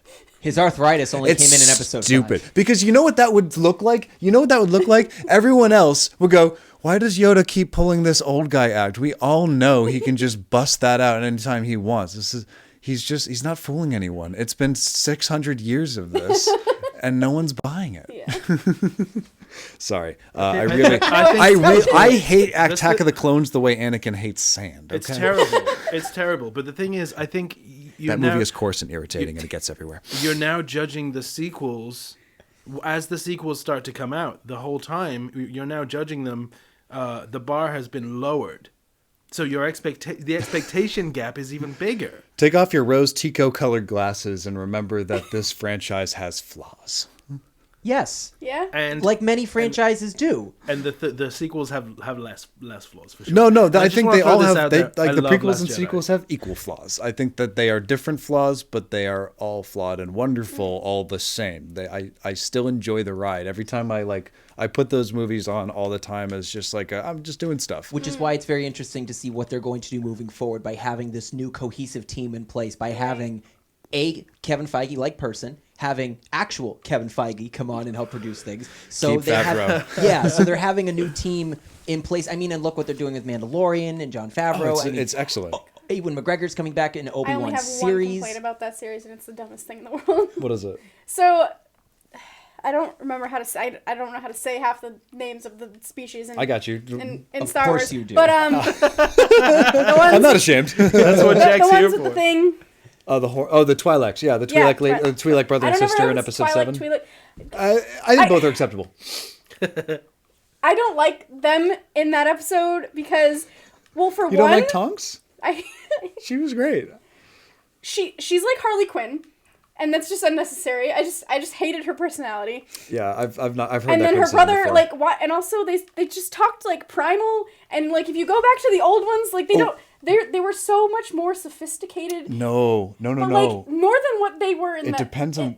I Sorry. mean, yeah, I'll no, let- you're please right. keep- No, keep- you're keep- right. So what we it depends on need where they are. is but a also, Mandalorian the females episode. are supposed to have cones on their We do. ears, and they didn't. And he had this weird forehead thing, and I just No, the forehead thing is very much like Bib Fortuna has in Return of the Jedi. yeah. That's but the ear thing, that well, one's that would seem to just be like a thing he was wearing. I have to go back and watch the the episode. females have like coned ears, Right. Okay. and she didn't, and that was like the one. I was like, one, I don't like that she's like Harley Quinn, and two, where are her ears? I've watched a lot of cheesy Star Wars. There's an old Star Wars game called Jedi Knight Dark Forces 2, and it has a Twi'lek character who's like out of this world crazy. You think they're Okay. bad.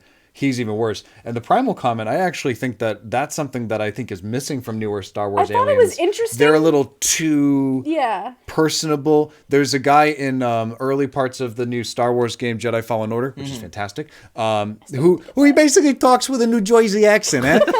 And he's this big, Nothing screams he's Star a Wars big like hulking New Jersey. alien. He's Forget this big about hulking it. alien, and I get it. He's a working class scrapper on this world where there's all these broken down ships that they're just scrapping for parts. And he's supposed to be a working class guy, but hey, come on, man, it's not Star Wars. It's not Star Wars. A Boston accent is Star Wars, but New Jersey isn't. I don't know what it is. Maybe it's because it was a human. Because when you get Bill Burr that as a human character, Right. that I can get. Yeah. But I feel that alien characters need to have alien sounding voices, and I think they Definitely. both felt alien. No, they definitely did. I just As did Mr. know. Krabs as the big I don't know, Deveronian. people That on was Mars That have a was good. southern accent. Puny yeah, Mandalorian. right. No, Oh, yeah, that'd I be just I don't know. Are them humans over there? That's a Jedi. Also, okay, no, I guess I have two other ones. kind of Jedi?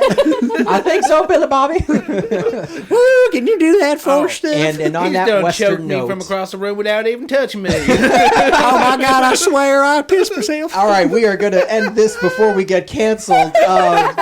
Amber, before we go into our next topic, why don't you tell the folks at home what you're up to and what your social media handles are, your fan pages and such. So I am on Facebook, Instagram, and Twitch under the handle of Amber So Nerdy. Don't currently have a set schedule with streaming, but I'm working on it. And Barney's actually going to be helping me figure out some things that have been stopping me. If you I haven't had a like- set schedule for a year. Don't feel the pressure. If you like and follow her accounts, you'll know when she's on. Yeah, you Yeah, can just get notifications. yes, turn Don't those you guys notifications like on, watching? subscribe to me. Sorry, Amber, give me that one more time. I'm going to put it in the comments. What's the name? Oh, Amber So Nerdy. All one word. I'm also on Twitter. I'm not really on there that much. It's not really as much for Twitter's all that. But I do a lot of cosplay and stuff. A game, stream, cosplay. That's pretty much it's just a lot of nerd stuff. Just a big nerd. Well, thank you so much for That joining was us, great hon. here. We're happy to have you on. We're gonna continue We're to have all you on, about and the that's nerd actually stuff here. a great segue because why don't we talk a little bit about our PAX East trip, Oh yeah. our Knights of the Dirty Table big PAX East trip. While Barney's bringing up some images and such, I'm actually going to show off. I'll gonna show off this vamp. first one that I have. This was of my brother. He dressed as Night Monkey. I was dressed as the Mad Hatter, and this is us jumping into a game and fighting a weird cat person. I'm emergency dropping another picture to Barney. Sorry. No, that's perfectly fine. I enjoy big giant green screen rooms, as the small one that we're in right now. So I just wanted to jump on in, and my brother was totally in it to win it against this invisible opponent. Fun fact, my brother Parker, he would openly break out and crawl like Spider-Man. Just he's walking fine. I'm walking right next to him. We're going over to take a break, and he'll just drop to the ground and just start crawling and not breaking character. I wish And I'd thought to do that. That's so He, smart. you couldn't do that as Iron Man. No, when I was Scarlet Spider. Oh. Because I was just so just focused on being in a Spidey suit for the first time. I'm like, no one look. Dude, you're an actor. You could go.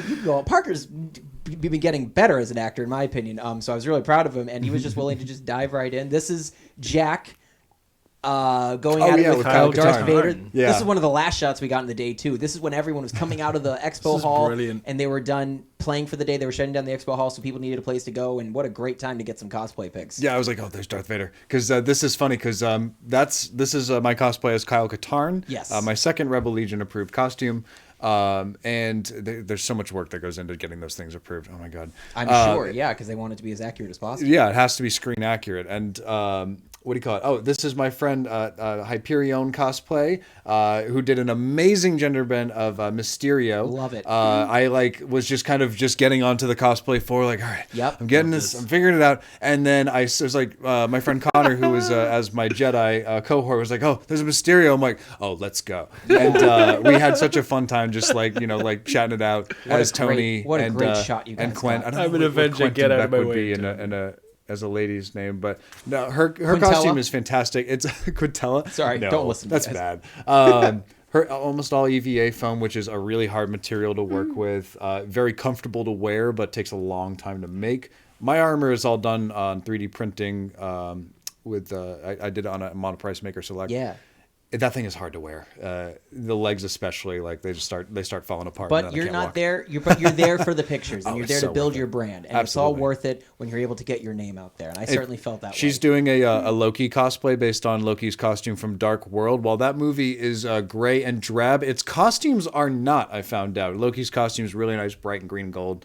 Really excited to see her progress on that. Follow her on the gram. Yeah. Tried to add a picture, but oh no, spoilers. Spoilers. Oh no! What are we talking about next? Who knows? Well, that's okay. We'll stick can't- with our I had a backstory. picture add stuff that on the hopefully that fly. Barney can sneak in at some point of me and Night Monkey together, because I thought that would be very Yeah, appropriate. you know what I'll do? I can just give me 1 second. I can Sure just- thing, It's okay. sure thing. I can just The pop it mystique in. has been broken. Well, let me I'm just ask a question while Barney's working in the back there. Now there was the big announcement beforehand that Sony wasn't going to attend the con due to the coronavirus. And it's already affected South by Southwest and Emerald City Con, and there's already concerns about what's going to happen with Ace Comic Con in Boston this month. So, do we think we were disappointed by Sony not being there? Or do you think there was enough to do? You were actually there the whole weekend. We only went on Saturday because your boy could only afford the one ticket. But you were there the entire time. Did you feel it was a disappointment to not have Sony there and all of its contents? No, honestly, the spectacle was still just as cool as ever. The cosplay, there was a noticeable lull in people. Like, people were obviously concerned about the coronavirus. There were hand sanitizer stations everywhere. That was part of swag bags left and right.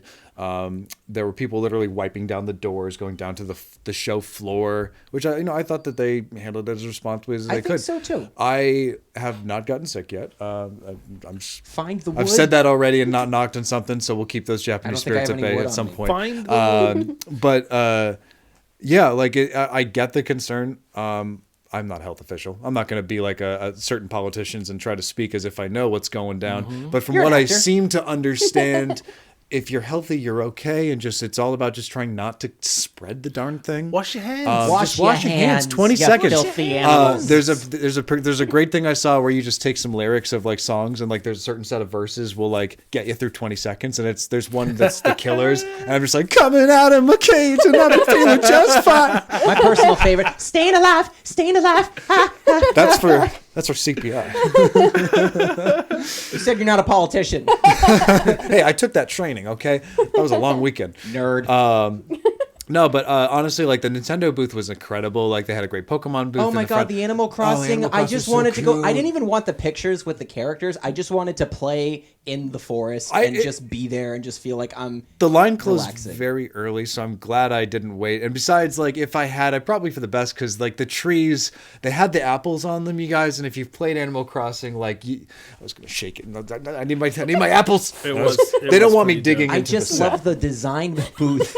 The designs for all of these booths. So many interesting ways to promote your games. Yeah. Either with like big demons out of nowhere. Final Fantasy had their big bike. Oh, I definitely took a picture on that. Yeah. The line was too big for me. I hate lines. Well, I'm you see, just you that had to kind go of on person. Sunday when the lines were a lot Oh, quieter. well, see, I was there Saturday because that's all I could afford. There's a game called Disintegration. I've yet to play it yet, but I'm very curious. But they like pulled me when I was in my Iron Man costume, and the developer's like, "I need you to take a picture in front of this," and so I just like leaned up against it real Yeah. chill. Of course, that's why you go, so you can get those nice cosplay pics. Well, cosplay's fun because like not only do you like kind of feel like a celebrity, but you like when a kid looks at you and you see that look in their eye where like they buy it, like Yeah. they're buying in that you're that character. Like that's It great. gives you Yeah, like that- a whole nother like feeling inside. Like That's I why I love work with the walking Rebel in. Legion. you I can't loved- even explain it. I loved Yeah. walking in and getting pictures of Mad Hatter the moment I walked through the door. Yeah, dude, And that, it's I loved just- your Mad it's- Hatter. It's awesome. Yeah. Very cheap, very last minute. But that's not how like it's about how you pull that look off. And Right. man, it was great. Thank you. Like you might know that you only spent like maybe I don't like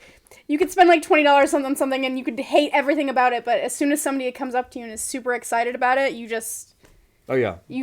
all of a sudden you love it. Yeah. The trick is to look good from 5 feet away. That's the cosplayer rule. Yeah, As long as you do that, you're essentially. good. Well, that's usually how most people feel about me, so that works out just I'm fine. about 5 feet and can confirm. No, it's still Here good, he folks. is. I'll get closer. There's Merrick Oh, in his. man. There he is. Yeah. right in front of the Pokemon. Oh my! Like, look set. at that. Just selling it. And I Wearing the Awesome. the I know- comfiest pants. You know of what's the funny? love You know what's that. funny? They kept the promotional art for Last of Us too. As I was coming into Park on Friday, and it's like Last of Us at PAX East. I'm like, no, it's not. No, it's It's not. really fundy. I sat Recycling. in line for the Bethesda panel party, which was great because they had what do you call it? Free drinks.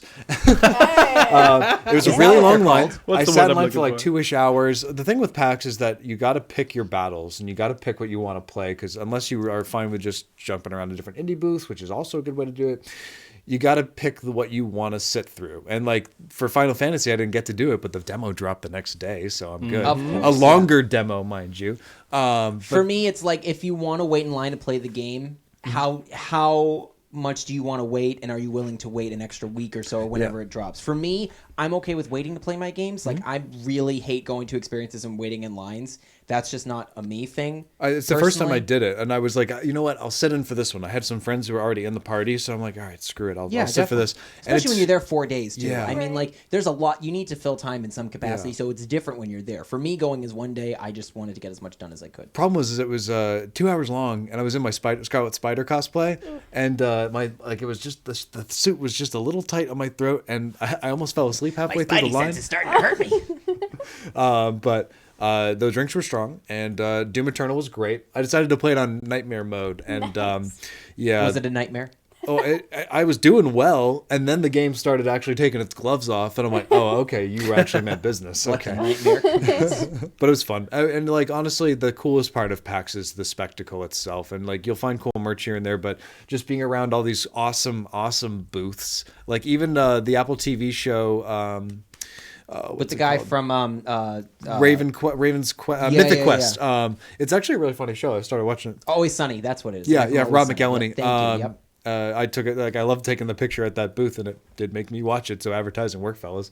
Yeah, it does. That's, I mean, that's marketing. You got to put the money into your marketing. They definitely, a lot of these games definitely did that. Speaking of Now I games, get what the shovel is about. Yeah. It's way funnier in second context. Yeah, speaking of games, why don't we shift on to what was meant to be incredibly controversial when it came out in the movie theater, but actually it wasn't. I just got the picture Oh that yeah, Jack was, that's the game Disintegration. Oh, nice. Okay. Referring Well, to. I'm glad you were able to make that work, Barney. I kind of forgot that you were. They were working like, "Hey, outside. do you Sorry. want to sit in no the thing?" worries. I'm like, "Do you see what I'm wearing, Do you think I can even get in that right now? bro? Like, Do you my want me legs to?" are on gonna the- fall The Gotta stairs stand. are not going to help. You want me to break Yeah, it? oh, Tony. Oh yeah, the This bike. one, That's awesome. man, that's badass. You know, there's actually they invited me to this Marvel mystery panel, and I got to do an interview, which I can't wait to find on YouTube whenever it shows up, Oh. for this new mobile game they're making called Future Revolution. Revolution, Yeah, yeah. Ryan Panagos was at the panel, and like I had no idea he was going to be there until I heard his like. If you listen to his podcast This Week in Marvel, he always starts with like "Hello," and I'm like,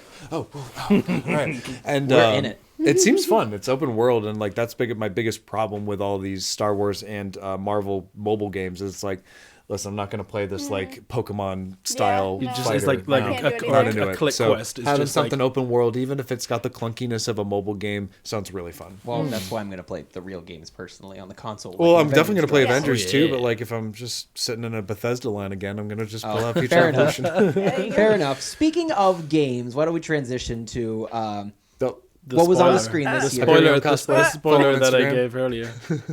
So I'm saying that Sonic, right. Sonic came out. What was it? my Last month? hotkey's Last not month working. now, There and there was we going to be a lot of go. question and controversy with it based on the original design of Sonic, and then they originally supposed to come out in November, and then they changed it to make him look much more like Sonic to Thank come out for a February. God. Yeah, no, Uh, really. Is this the greatest video game movie of all time? Ooh. Barney, I'm going to start with you this time because Oh, I know you to damn. be a big Sonic fan. So Sonic. talk to me. Damn. I mean, I feel like I Haven't seen your Game Boy in a while.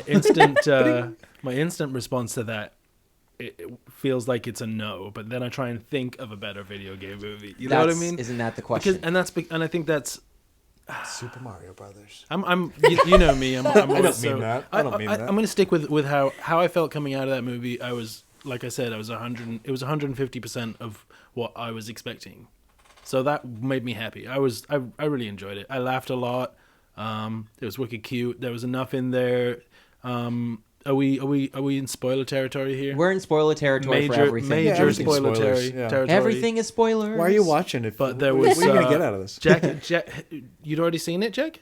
Yeah, I saw it with Merrick. I saw you. You were. We no, were weren't all you there? together. Had you already seen it before that? I meant No. Oh. because We all went at the same time. because you knew about the post credit scene, right? Yeah, I got it spoiled from something else. I Okay. watched. Well, your friends. So Jack had it spoiled, and he mentioned the post credit scene. but I did he not spoil it for But he him. was hard poker face, and I said, if they introduce Tails and they're going to do a Sonic 2, I'm going to be so happy. And it I was- said the exact I same thing. almost broke because he guessed it right off the bat, and I was like, "Oh And man, then what did I even say? I don't even know how I got out of that hole because I was like, oh shit, excuse me. You just, crud, you I'm know what you screwed. did? Fine. You just poker faced it because I didn't. Oh yeah, because I was didn't just get- like, hey Because man, he's I an don't want to actor. spoil anything, so I'm I just didn't going get to any keep a indication complete. either way, and part of me was still thinking maybe it's Knuckles, but now I'm thinking I hope they make 3. No, and that was early they in the bring movie. Knuckles in. No, Yeah, that wasn't Yeah. Knuckles. That wasn't. those were echidnas. That wasn't Knuckles. One of them could have been Get it right. Knuckles. It could have been. One No of them Very could possible. have been. Look, they already made the gloves a canon thing, so now yeah. Knuckles can have his spiky gloves. So that'll be fun. I'm looking forward to. I really hope they make a second one with Tails. Oh, they have to. So I it really has to be enjoyed called it. Sonic and Tails. To go back to what It you were saying does. before, Jack, like about just switching off and enjoying a movie. You can't get much better than this. You I- have I if feel you like- can't during this movie, you're Yeah, No. you're dead inside. It was fun. Oh, the and it was moment with enjoyable. the shoes that got me. I was so cute and like, Yeah. and just such a great little detail.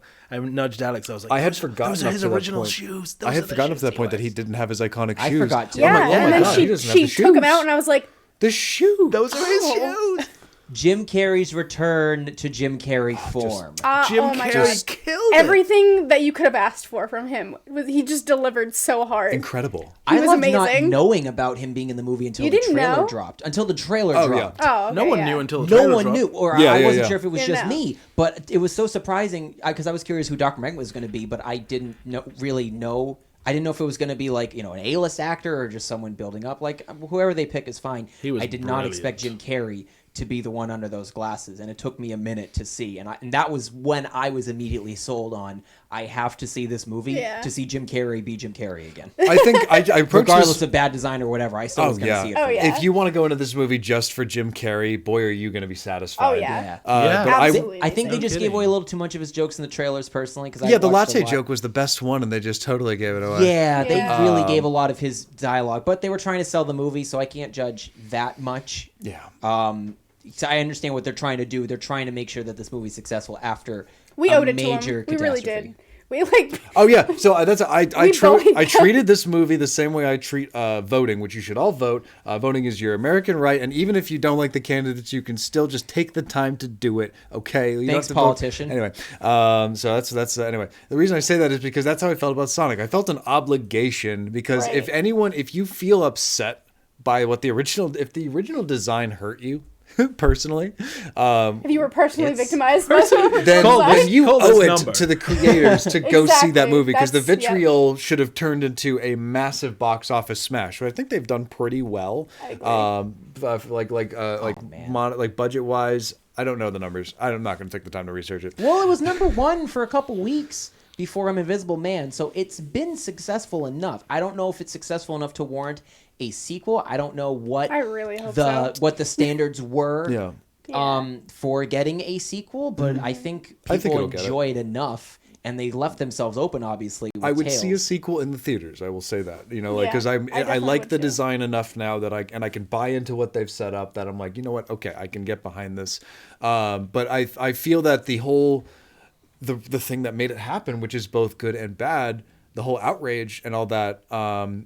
I think fans having such a personal like listen, I got this stuff branded on me, but like I think fans having a personal attachment to their franchises What's playing in the background, and Marty? holding creators personally responsible for the creations and how they try and choose to create them. Like, I get it. Listen, I remember all the bad adaptations. I remember Super Mario Brothers. Oh, Like, yeah. Well, I mean, movies- even look at the X-Men outfits from the first movie. I Those still weren't comic like books. Super Mario Brothers. I still love Mario, despite that Right. awful movie. So, like, if it had come out in the way it was originally intended, I mean, I wouldn't have seen it, and it would have tanked, and then we would have forgotten about it. Yeah. But instead, it got to be something cool. At the same time, it's exhausting, and I'm going to bring this just to touch back on Star Wars a little Of bit. course. It's exhausting when fans are like, "You have personally victimized me by making a bad movie." Right. And like that is Well, how people come get over across Because as soon sometimes. as they get behind a keyboard, they think they have the entire world at their disposal of things that they can say to try to get. I mean, through I've to had these people. arguments in person, and like you don't need a keyboard to have that kind No. of silly Yeah. opinion.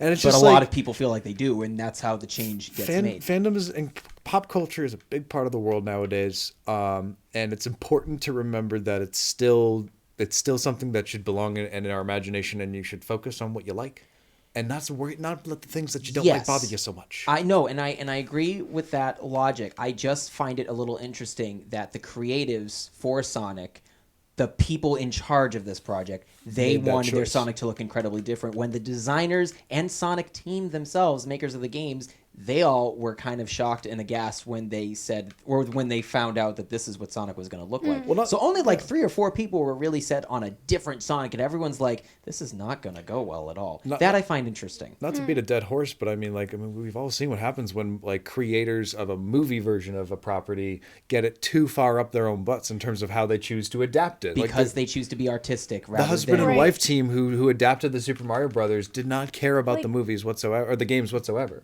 Like, definitely be Yeah. creative, throw And your then they little realized they spins were and trapped. things, but you gotta give the people what they want to a degree. Sonic had the kind of fan service that a gamer who played and grew up playing Sonic could appreciate. The right. end when Robotnik is literally in a thing, Yes. he's in a ship that he's Yes. fighting Right. Sonic in, and Sonic literally So bounces on him all over. good. That's how you beat him. That's great. That was So so, good. satisfying to The watch. reason why, and of course, I'm going to continue to be the dead horse here because the Marvel movies are the greatest film franchise of all time.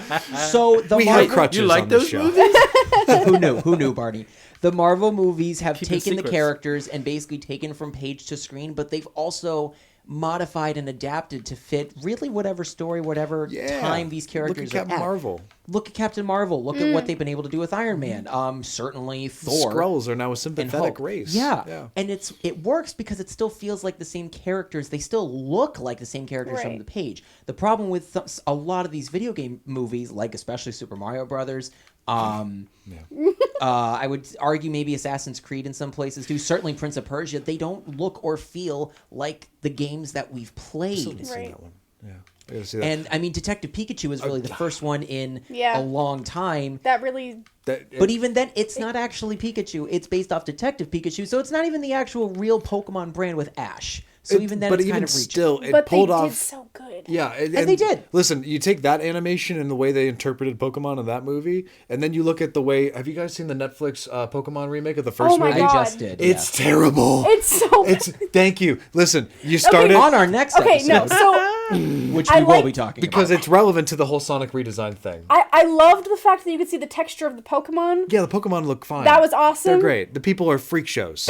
They're absolutely horrifying. Because listen, they are perfect 3D recreations They of the are. animated versions, but that doesn't translate to So, 3D. do y'all want to come back next week and talk just about Pokemon Yes. Pikachu Yeah, Strike I Back got, so Evolution? hold on. Does that mean I have to sit through it?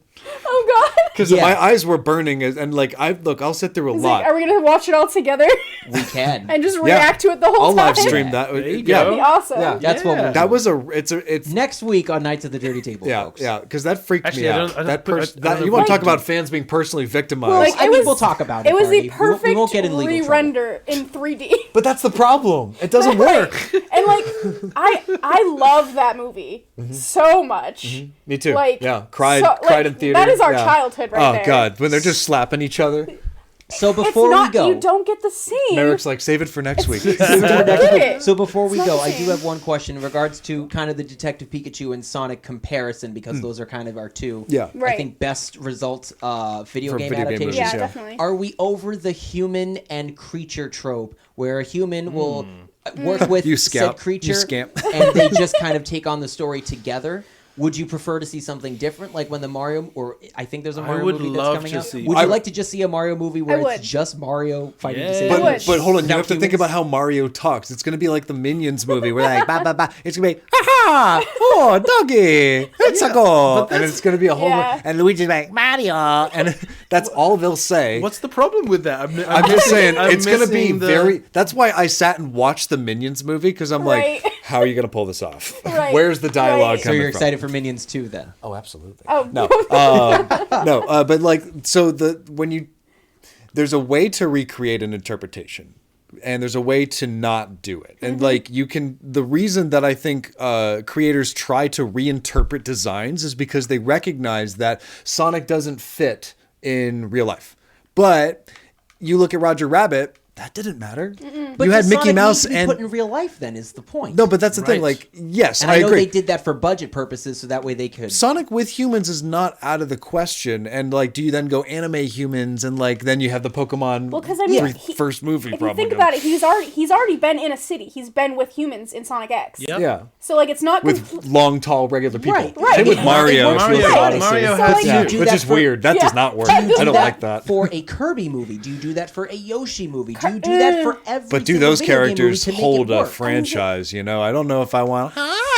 for like a whole freaking Okay, movie, man. but if you Kirby has had his own show. Because he has friends around him who Right. can actually talk, and he's Right. he is a god form. If you watched yeah. Polygon, Because they're not using Amazing. humans. They're still using these characters around them. Do you want an animated video game movie? I or think do the you reason want those- your animated character dealing with James Marsden? I think they have to have a normal person because that's why Yeah. characters like Luke Skywalker exist. You need an everyman who is not used to this, who you can explain the plot to. That's why Right. you have James Marsden. He is there for nothing else But than to be a vehicle for the plot. And that's fine. That is a classic storytelling technique. Yeah. You have to have someone who doesn't know what's going on, so otherwise you're just talking to the camera, which we'll Well, talk about in Sonic- just a second.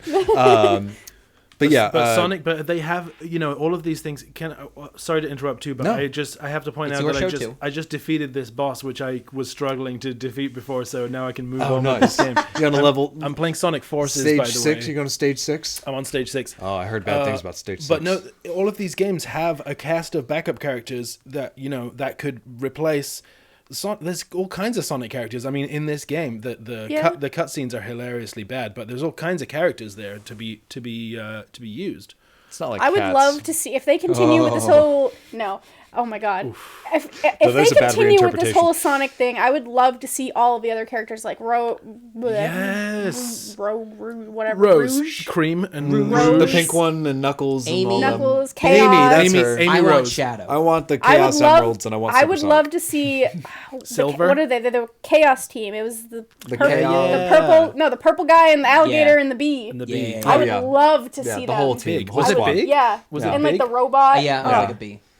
I would love to see Those all characters of them. are great. I mean, There's- just to start with Sonic, Tails, and Knuckles, you got 3 awesome characters that could hold a story. you So know? we want a sequel. Oh yeah. Yeah, totally. We want a I sequel. think they earned a sequel. Yeah. No. I All right. agree. I mean, We like think they earned a with sequel. I want to know what happened to Robotnik because now that he looks like Eggman, I love that. oh my god, I his love design the was way that they did perfect. that. Yeah, So- I was really a good. little confused and a little skeptical at first when I saw what he was going to look like. I was like, why is he hot? yeah. Why am I turned down by Robotnik? This is not I was cool. like, I'm a little uncomfortable right now. And then like towards the end when that happened, I was like, Because he's going to be. Beautiful. You think Jim Was it the Carrey was mustache crazy hammer? in this Oh, one? yeah, He's going to totally. be nuts by the time he actually makes yeah. his way back to Yeah. like Sonic. he's already a little like he was already like teetering off already, but like But now he's gonna gonna be that super He's villain. gonna be So Eggman. Yeah. you have taken our money as of right now. If you're listening to this, Sonic team, we want our sequel. Yeah, go so- for Yeah, we it. do. Sonic and Tails, 2023. That's Please. my All guess. right, now we're gonna shift gears a little bit. Feel free to take a little bit of a breather, guys. If you want to go get some water, you're more than welcome to. So I wanted to talk about something that I actually didn't get to talk about in the last show because I was way too tired. So we're gonna fix that now. Now, Joker, starring Joaquin Phoenix, has gone on to gross $1 billion. And it's become the highest grossing R-rated film, beating out Deadpool 1 and 2.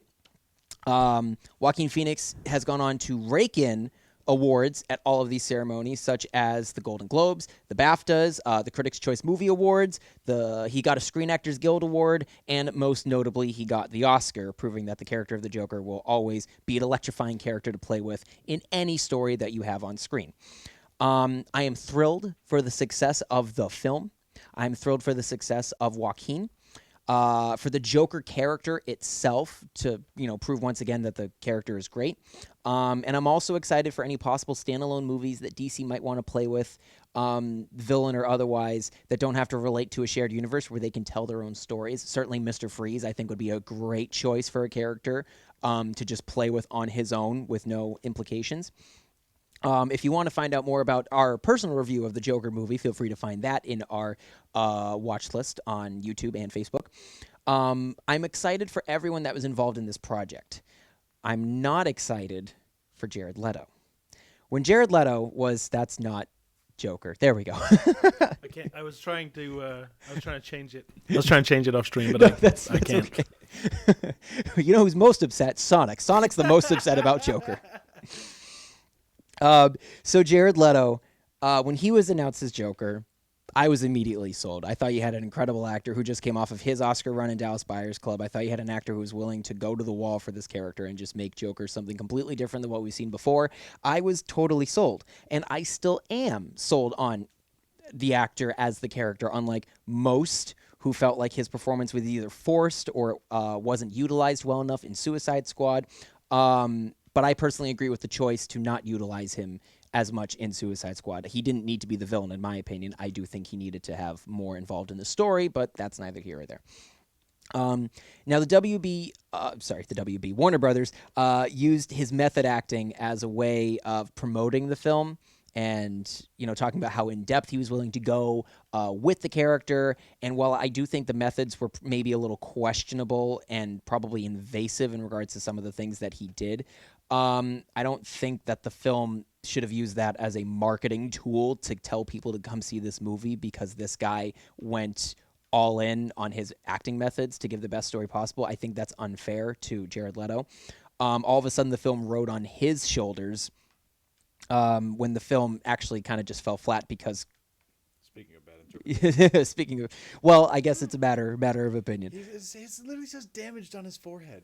It's a choice. I'm okay with the choice to have a totally different looking Joker in its entirety. Don't tell. I mean, they do have like a gangster Joker like in the comics. So Yeah, I mean, like, which is why it wasn't completely out of box. Right, Like, which is why I was perfectly fine with it. And I wanted this character to be in the film, but if you weren't really going to use him in the first place, you never should have put him in the film. And now I he's agree. become a scapegoat for Suicide Squad and for a lot of the DC Extended Universe's failures before they started doing better with Wonder Woman onward in terms of their solo stories.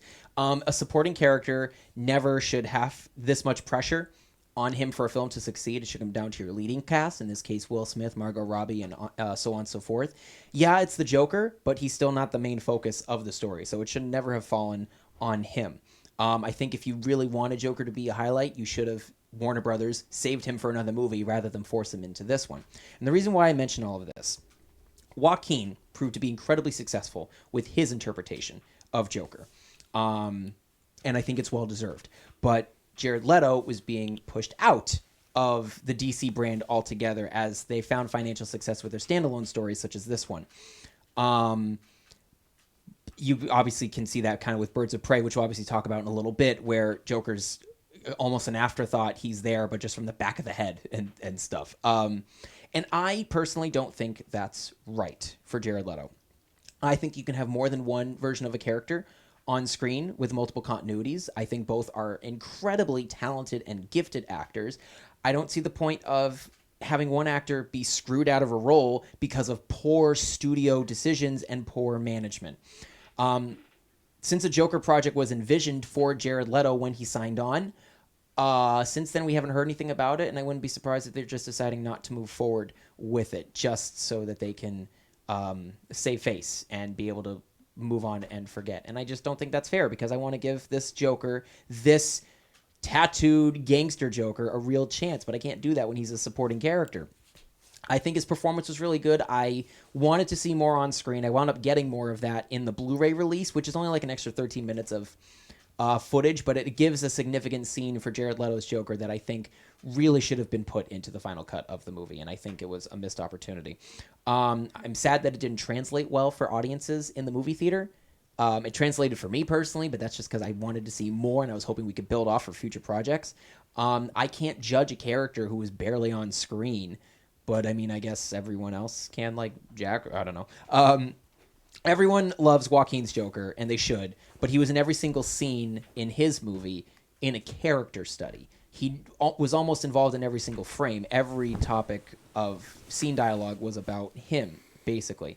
It doesn't feel like a fair comparison to ask which one was better, since they are both the most recent interpretations of the character. I don't think that's fair. I think both were very different, but one just clearly had much more material to work with, and there was a clear plan for his character as opposed to the other one. So I just think it's unfair to compare the two, even though everyone loves making comparisons all the time. Which Joker's better? Everyone's going to put Jared Leto at the bottom. Doesn't seem fair because he was barely there for that story.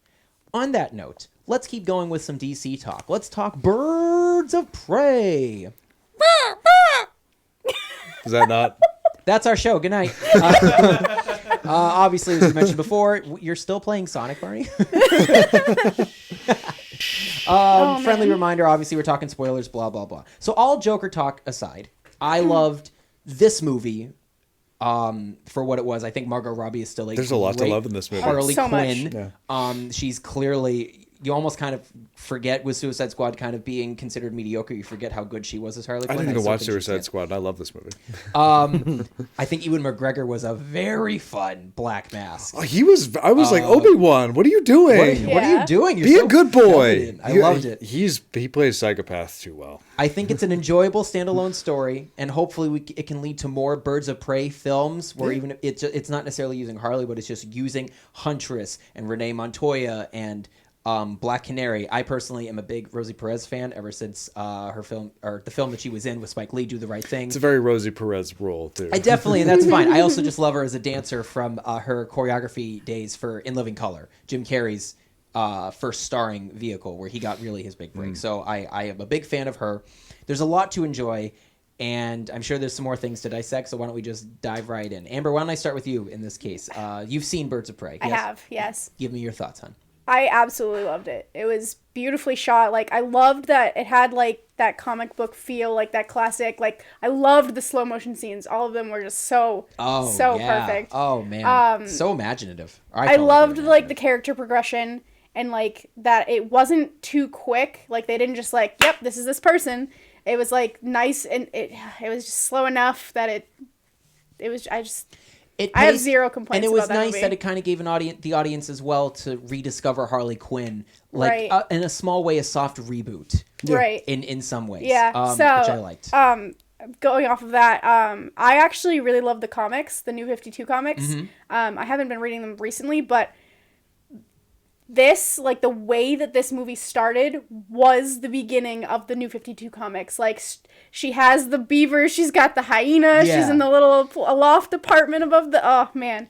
There are so many nods, like the roller derby, all of it. Like, it made me, my little nerd heart, so happy. What's interesting about that, it's funny that you mentioned that, because now, if we're going to take, going back to an old topic here, if we're taking Crisis on Infinite Earths, the TV crossover, if we're taking that into account, it almost it can reset any given universe that it wants to. So I like to think that now, as we're moving forward with these slightly different stories than what we had previously, like a new Harley Quinn-ish, I feel like the DC TV crossover continuity plays into that. Yeah. Especially since we had Ezra Yeah. Miller's Justice League Flash be a part of that. So I like to think that maybe this form of TV continuity in some way, story-wise, impacts why some of these characters have changed, particularly that of Harley Quinn. So I just find it interesting because you say New 52, and that came directly from Right. a continuity mix-up Right. to try to do things over again. So I find it interesting that you the New mentioned 52 Harley. Like, I've been a fan of Harley since she first showed up in the animated series. She's an amazing character. But in a like, bad relationship. Oh, yeah. And luckily, And, like, Another one of didn't- those. You can't change Right. them. you can Don't- endorse the character, just not Right. the relationship. problematic We stand by that on relationships the show. aside. So Great characters. that's part of why I love her new self so much, is because it's breaking that. Dating Poison Ivy and just like Yeah, being her like own that's woman. Kanan. Yeah. Like, they are actually, like, they're basically polyamorous too, because, like, there's just so much good about the new Harley that I just love her so Yeah, much. Yeah, no, it's absolutely. fascinating to see how she's grown since her first appearance. I mean, it's always nice to see when characters from the shows like bleed into the comics. Like now she's just as much a part of Joker as Joker is himself, and she's only been around for like 20, 30 years Yeah, now. Right. isn't it remarkable? Yeah, it's crazy. It really is a one-off character. Really, They were just like, yeah, let's sprinkle her in here, see what happens, and she blew up like so much that she's finally like her own person now, part of and it. it's insane. It's amazing. We should have a whole separate episode just talking about what the animated series has done for DC continuity in regards to. Oh, yeah. I got to Freeze rewatch and some of it to Batman. really get my appreciation I back just for bought, how like, wonderful most it of is. so I have a lot of it. Just saying. What was it? One thing that really struck me is that it wasn't an Avengers team up, not at all. It was really a Harley story that happened to feature these other characters. Like I think there was a moment where it just cut to Cassandra Cain's story. No, I'm sorry, I'm thinking Huntress, not her. What do you call it? And I remember being like, oh right, yeah, this is Birds of Prey, right? There's more than just Harley, because Yeah. it does feel like a Harley story up to that point. One thing that I thought was really cool, which was not my own thought, but once I saw it, I had like listened to a review podcast and then watched the movie and was like, yeah, this is spot on. The fight scenes are so well done, and it's not even about how they're shot. As I was about to say, it's more about how they're choreographed because Prep. I'm Isn't not prep important? I'm not going to be sexist here, but I think that women don't fight like men, and I Right. think that a lot of action movies where women are fighting alongside men, like Marvel, They has make this them- problem too. Scarlet Widow, Black Widow is the only Scarlet Widow crossovers. Come and let you on. Black Widow is one of the few who doesn't have that problem. You know, like if you're a woman, your body is differently shaped than a man, and like a man has a lot more weight behind them, so you have to use that weight to your advantage. You can't be like sparring and punching the same way that a man does.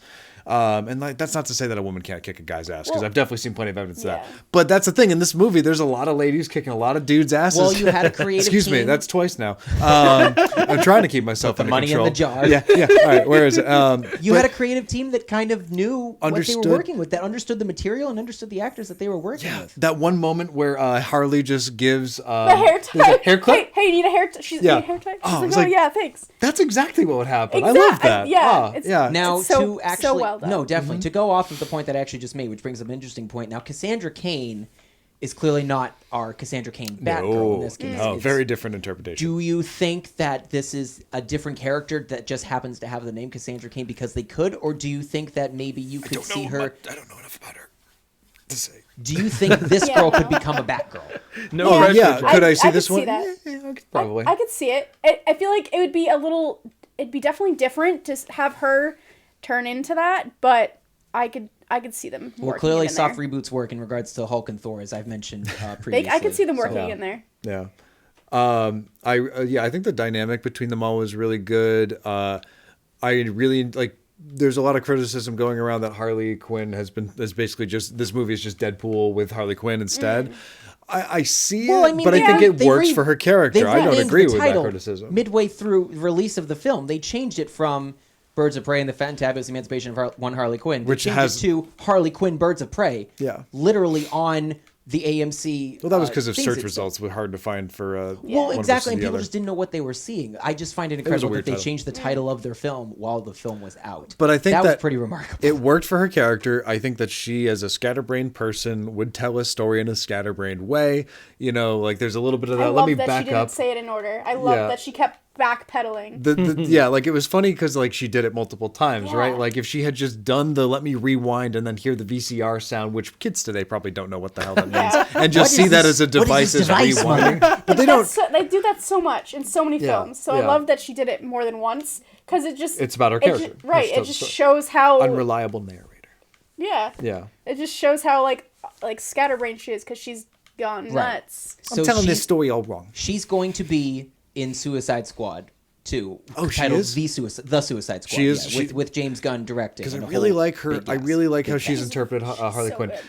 She does not have as high pitch a voice as the original actress whose name is escaping me. She has done so much for that character. Yeah, right. But she, has the accent enough and like makes it work in a more lived. And again, It's cartoons are when they're as big as they are in a cartoon in real life. It's like getting a stage actor on a film. Right. They're gonna act way too big, and you're gonna have to bring Don't them do down. it. Do not do it. Yeah, don't do it. I Or- think it works better for the fact that she's not like.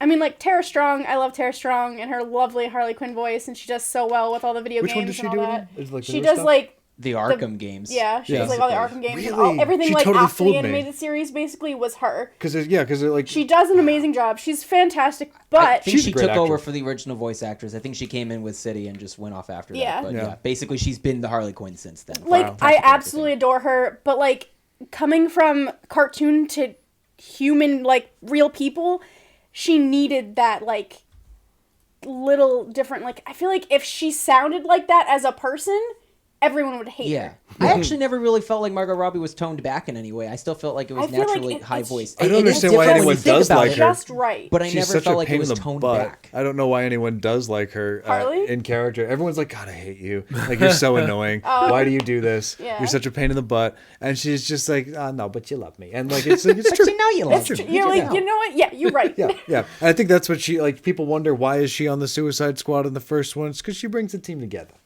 Not really, but she does. Well, yeah, no, I had no She's problem with she's that. basically She's a the morale. comic relief. Yeah, she I'm keeps actually them kind of all happy on- that they are bringing her back for the sequel Yeah. to Yeah. not make it like the first one sucked. Now we're Have you just gonna seen start the from Assault on scratch. Arkham cartoon? Yes. That is like the Suicide Squad Assault on Arkham, I think is what it's called. Yeah, it came out. It was trying to basically promote, which I thought Suicide was Squad at that point. objectively better, and Harley was part of that team too, and like it just overall flowed as a better story. It had the Joker as a central Well, villain. DC's animated team has clearly proven that they know how to work with these characters time and time again. Sometimes they falter, but DC clearly, just cash in on the TV business. I'm telling you, Seriously. man. I'm telling you, they're getting there with their films, but Warner Brothers needs to understand that your television team in animation and in live action Is just clearly understand their characters. Yeah. And these same types of people work on the Marvel films. So if you're trying to figure out what's going on, you have people that know and care about these characters, and you're hiring artistic people like Zack Snyder who Yeah. want to reinterpret the characters and not take the characters from the page to the screen. Well, these things have been around for so long that we now have like honest to god fans who are the creators now. Yep. Like Stephen Moffat on Doctor Who, and so J.J. many Abrams, Abrams, with Star with Wars, Star and Wars, Star Trek. Kevin Feige, all of them, like they grew up with their Star Wars action figures, and like now they get to be the creators, and it's interesting how that shapes how what they expect. Like this is what I want as a fan, and how that doesn't always line up. Right, and they had Jeff Johns to really be in that position, but they just didn't really. I don't think they wanted to relinquish the control. Well, I think they were Over. just trying to catch what Marvel has done, and but do it darker because of how well received the Nolan trilogy was. But they didn't really see what the Nolan trilogy was trying to do. No, I think they were just happy with the credit that they were getting, and I Yeah. think they're trying to take the credit now rather than just give it over to somebody Also, who Zack knows what they're Snyder doing. knows how to shoot a comic book movie, but I don't think he knows how to direct one. I'm just going to say it. That's a very fair comparison. I don't think any of his work is bad, but you never should have given one man all of this power with 3 mediocre financially films. Watchmen, with 300 okay. and Sucker Punch. Yeah. He did all of Sucker those. Punch is bad. He got that before Man of Steel is what I'm saying, and they Right. hired him to be the architect of this franchise. I think and I'm they did it sorry, if based on financially he's not Watchmen. giving you the money, then why would you hire him to be your agree. god in this franchise? He missed the point of Watchmen in terms of how to like do like he made the fights too act like Avengers-y, which hadn't really come out yet. But like Watchmen's a gross, gritty comic, and while Yeah. he was able to shoot it panel for panel, he still somehow missed a lot of like what made it integral to the story. Yup. Why Watchmen was being told as a story anyway. Right. I didn't get that Watchmen vibe of what I loved about the comic. I enjoyed Yeah. the movie, but I did not get. These are supposed to be broken heroes who Yeah, are like I really did bad not- and I like did not Night Owl is get that overweight and gross and It's they're not. kind- It's it's supposed to be kind good. of It's, kind of it's bleak. supposed to be so like raw. Yeah, it's And bleak. this I is feel like They it missed felt, the point. it felt too put together. Yep. And it's who they picked to oversee their franchise, and you wonder why you guys have been trying to play catch up all this time because you never had the right person in place. It's good to have someone in place, Yeah, but you someone has to also be. need the right Yeah. person to lead your projects, which is how Kevin Feige got to be in his position and why you guys are still looking for that number one figure to oversee everything. You had that in Jeff Johns, and somehow that didn't work because he felt inspired to go back and do more writing things rather than oversee everything. So I don't know what the problem is, Warner Brothers. Even though these solo projects have been good, with Joker, Birds of Prey, certainly Aquaman being the biggest DC film of all time. Whoever knew that would happen. I loved Shazam a lot, as we've mentioned in previous videos. But I still have to see Shazam. you Thank you need- for reminding me. I haven't seen course. Aquaman, so Shazam's Yeah, I hear that dope. one's less of a draw. yeah. I don't know. Shazam was amazing. though. Shazam's really good. Shazam to me was. I a haven't better seen It was Aquaman absolutely yet. amazing. I'm going It to. was but so you good. need, and it doesn't even have to be necessarily, if you don't want to work towards an interconnected universe and stuff, all right, that's fine, that's your choice, even though I want another Justice League shot. But Yeah, I'd be down for another Justice yeah, League. but you need to have some type of plan in place because you have all these characters, and eventually they should just kind of come together, right? I mean, Yeah, I Aven- mean they're in the same universe. Avengers waited Right. until everyone had their own movie and had been well established and sprinkled enough to keep them going. I was Yeah. actually okay with Warner Brothers' initial approach of jumping into the crossover, me personally. Because Batman versus Superman basically became a big trailer, Yes, and I a understand. very up its own butt trailer. I get that. I don't think that was Yeah. the right way to go about one movie, just shoehorning everything in. I was okay with not having another Batman movie devoted to that Batman before getting to Justice League. I was fine with that. I would have been okay with a Wonder Woman movie and maybe a Flash movie before getting to this Justice League. It's a big problem with modern franchises. It's in the same way that there's all this thing about big problems with network television writing. there's this big problem of like, listen, we're just going to try and pack as much as we can, and we want to advertise for the next thing that we're doing. You know, like, hey, listen, we know we already got you in the seat for this, but wait till we do the next thing. And it's like, just make the thing I'm watching right now good, and I'll be happy for whatever the next thing. I don't need to be promised on something later. Do you think that DC would have been criticized if they did in fact follow the Marvel mold and do origin films leading up to? Don't you think people would have said, "Oh, they're just cashing in on Marvel's success"? If it had been no, because they already criticized them of that. They just failed at it. I think if they had done well and taken their time, it wouldn't have mattered because they would have been making the same success. It probably would have oversaturated the market a lot sooner. Probably. Yeah. Who knows what it would look like in that? Someone has to come out on top. But I think it was foolish to try to cash in on that without thinking about how they got there. You know, they didn't earn it. I agree. No, and I can agree with that. I think personally, I think Suicide Squad actually should not have been one of the films before Justice League. I was a little shocked to find out when they announced this late. Batman v Superman. All right, we're getting to Justice League. Suicide Squad.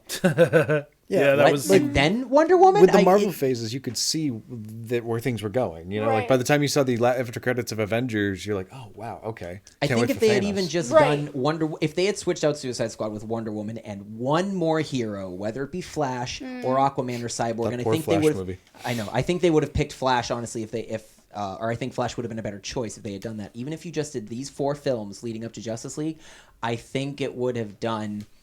I think it could have been a better final product rather than have a Suicide Squad movie in that's already getting changed because of the problems with Batman v Superman by the general audience. Yeah. And then working in those But those then script maybe things and what stuff. if they're maybe trying to not be compared to Marvel by doing it that way? No, absolutely. Maybe they're like trying to weasel around it because they're trying so hard to not be Damned Marvel. if Oh, now you they're do, over it. damned if you Now they're- don't. now they're That's over been it. DC ever since Right. BVS. So like they should really just give in and just do it already. Just like Just everyone do it. already compares you to Marvel. Just exactly. Just Night do to the it. dirty table. Hashtag it. just do it.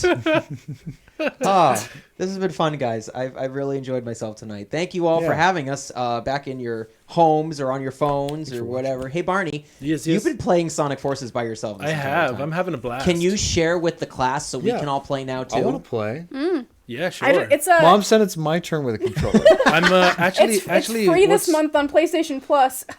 Is it? Yeah, it is. Wow. I just grabbed it, got it and I for- haven't played it yet, so I haven't even downloaded it yet. But I added I'm- it to my library. I'm rushing home right So now to okay, go we download don't it. know if this is a multiplayer game, Barney. Is it a multiplayer game or is it a one-player thing? Let's have a look in a second. I just want to show you because I'm on this this. One of the things that I'd heard about this game is that the main villain was kind of cool, and that is this dude Infinite, and I'm fighting him right now. So here he is. Is he? Oh, he's a hog. I think he's Interesting. a He's like a fox. fox. He's an I think he's like infinite a space silver hog. silver fox. Space fox. Silver fox. Oh, Anderson Cooper's in this game. How Guys, much for money a did second, I CNN pay? Oh, speaking of which, Speaking we of are politics? No. Speaking of money and how much it can drive something, something that was completely missing from our Sonic discussion. I hate to just like completely destroy and derail your sign off. No, we're not signing off. We still okay, have to play. right, we're still playing we're Sonic. still live. We're still here. I am certain that Zillow and Olive Garden Oh my God! Yes. paid for the redesign. Oh, I think they had like to. people are like, oh man, I think they planned this from the beginning. You know, like they totally knew that people get mad about that. No, I don't think they did because the toy design. Exactly. The toy designs The came toys out are with already the there. crappy Sonic. You can't update toys that quickly. The production line they make molds and then they have to paint them. It's a whole thing that's not going to get changed that quick.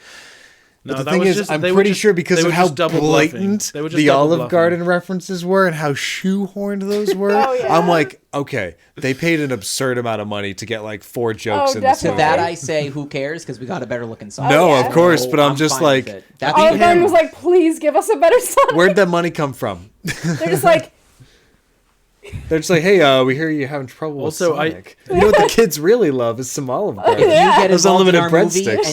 and if you get involved in our movie and give us unlimited breadsticks, we're fine. Hey, listen, man, when you're running all day, every day, you need all the carbs you can get. And that's where unlimited Chili breadsticks are the dogs. perfect thing. I just beat the first boss that I was struggling to beat before, and Sonic at the end is like, "Nice try. Next time, bring some chili dogs."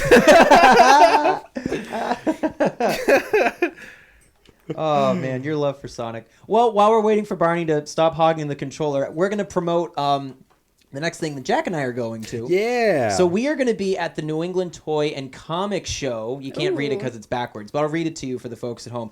Next Sunday, March 15th at the Ramada Inn in Seekonk, Massachusetts. 213 Taunton Ave on Route 44. And what you got to do pretty much is go outside of Massachusetts into Rhode Island and then come back into Massachusetts from Rhode Island to get to where you want to go, around the woods and all that stuff.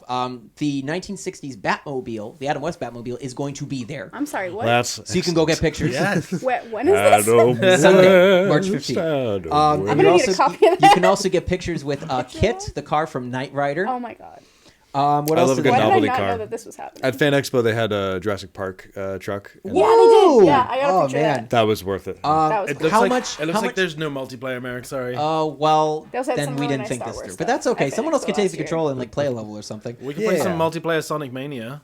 Sure. Oh yeah, let's do There's that. You got multiplayer it on the Sonic system. Mania. Yeah, Let's there do is. that. So we're not doing Sonic Forces, and it sucks because it's only single player. But Sonic Mania is not the case. So why don't you guys jump in with that? This industry, like Sonic, moves fast.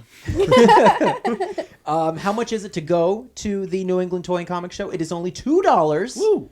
$2 go. whole dollars? I might buy 2 tickets. That's a savings. Get one for your suit, too. Yeah. Food and drinks will be for sale. If you want any more information, you can go on Facebook at Toy Collectors Headquarters and ask for more info. But that's what we're going to be. We're going to be getting some footage on Sunday. And if you're there and you want to say hi, I'll probably be dressed as Mad Hatter again because it's my quickest costume. I think you're going as Scarlet Spidey. Yeah, that's probably because it didn't get a whole lot of play out of Then let's PAX just- because I was let's basically just- sitting in line at Bethesda. Yeah, let's just go PAX, play. I feel like PAX is more of a. No, because it was You a just Scarlet. It was the PS4 Scarlet Spider. So it was based off of how Oh, that suit that appears one. in the game. I gotcha. Yeah, so I was like, Yeah. this is totally relevant. Yeah, Who I feel wants like to play cosplay's not Sonic? as big at PAX. As Who it wants is to at play other- Sonic? It's true, but there was still some really great ones. That's good. Yeah. I'll play. Oh. Amber, can you? You guys were talking. Do we have? Yeah, do we have- yeah, how you many- got it. How many You earned Switch it. controllers do we have? I thought you had the red ones. Well, there you have 2, don't you? Oh right, we're playing. I thought we were gonna Oh, trade is it off on 4-player? forces. It's 4-player. I guess you can probably You turn could probably the. take the two Joy-Con Man, apart you gotta and tell do me them these separately. things. I would have brought controllers. We never know what we're. We Right, don't like, I have a- actually I have do a prep on Switch. Nights of the Dirty And Table. We do everything very last minute. And I had told you last time this happened that I was gonna bring my Switch every time, and clearly I dropped the ball. So now I'm gonna have to be the one. Nights of the Dirty Table. We don't know what we're doing. We don't plan things. Who needs it? Oh my! Yeah, I think The you most have to reorder the them. most prep that goes into this show is honestly what's on the dirty table. and that's a lot. That's a lot of dirt. Let me tell you. These Yeah, controllers are. I didn't shower for like 2 weeks just for this episode. Oh yeah. He made me roll all over the table. Had to make it weird. This isn't a bit, okay? This isn't a bit. This is true. Okay, here we go. So Poor we can unfortunate. do. Can we do this? So, oh man, it's been so fun. I really miss this. Thank you all for whoever's watching left. I don't know who's watching left, but if you've stuck around with us, we immensely appreciate your time and your love and support. Controllers are incoming. Ignore his tone. We're Are you still gonna call them or playing. hand them to me? We're not leaving. I'm just saying and killing time. Thank you for letting us be a part of your lives I get again. it. All right, and We will be back How also the with kids? another live episode similar to this format. You know, discussions and topics and all this stuff. We'll be back with that more next week. Do we have enough controllers, or where are the red ones? I don't know. It's your Switch. Oh, they might be at my house. I might only have That's these. fine. No, Amber, you can take it. That's okay. Okay. That was very violent. Oh, where'd it all go? Okay, a very can you violent guys, person. Can you guys press L and R on your yeah. controllers? It'd be great if we Oh, could see you'd the like it screen. if There they we go. did. All right. Nice. Oh, it was One a more. pro Who controller. hasn't done it? Oh, There we go. We're in. Okay. Some Sonic Mania because Forces is trash. Oh, what? Do I have to like press? There we go. All right. Awesome. 3 players. Sorry, not sorry.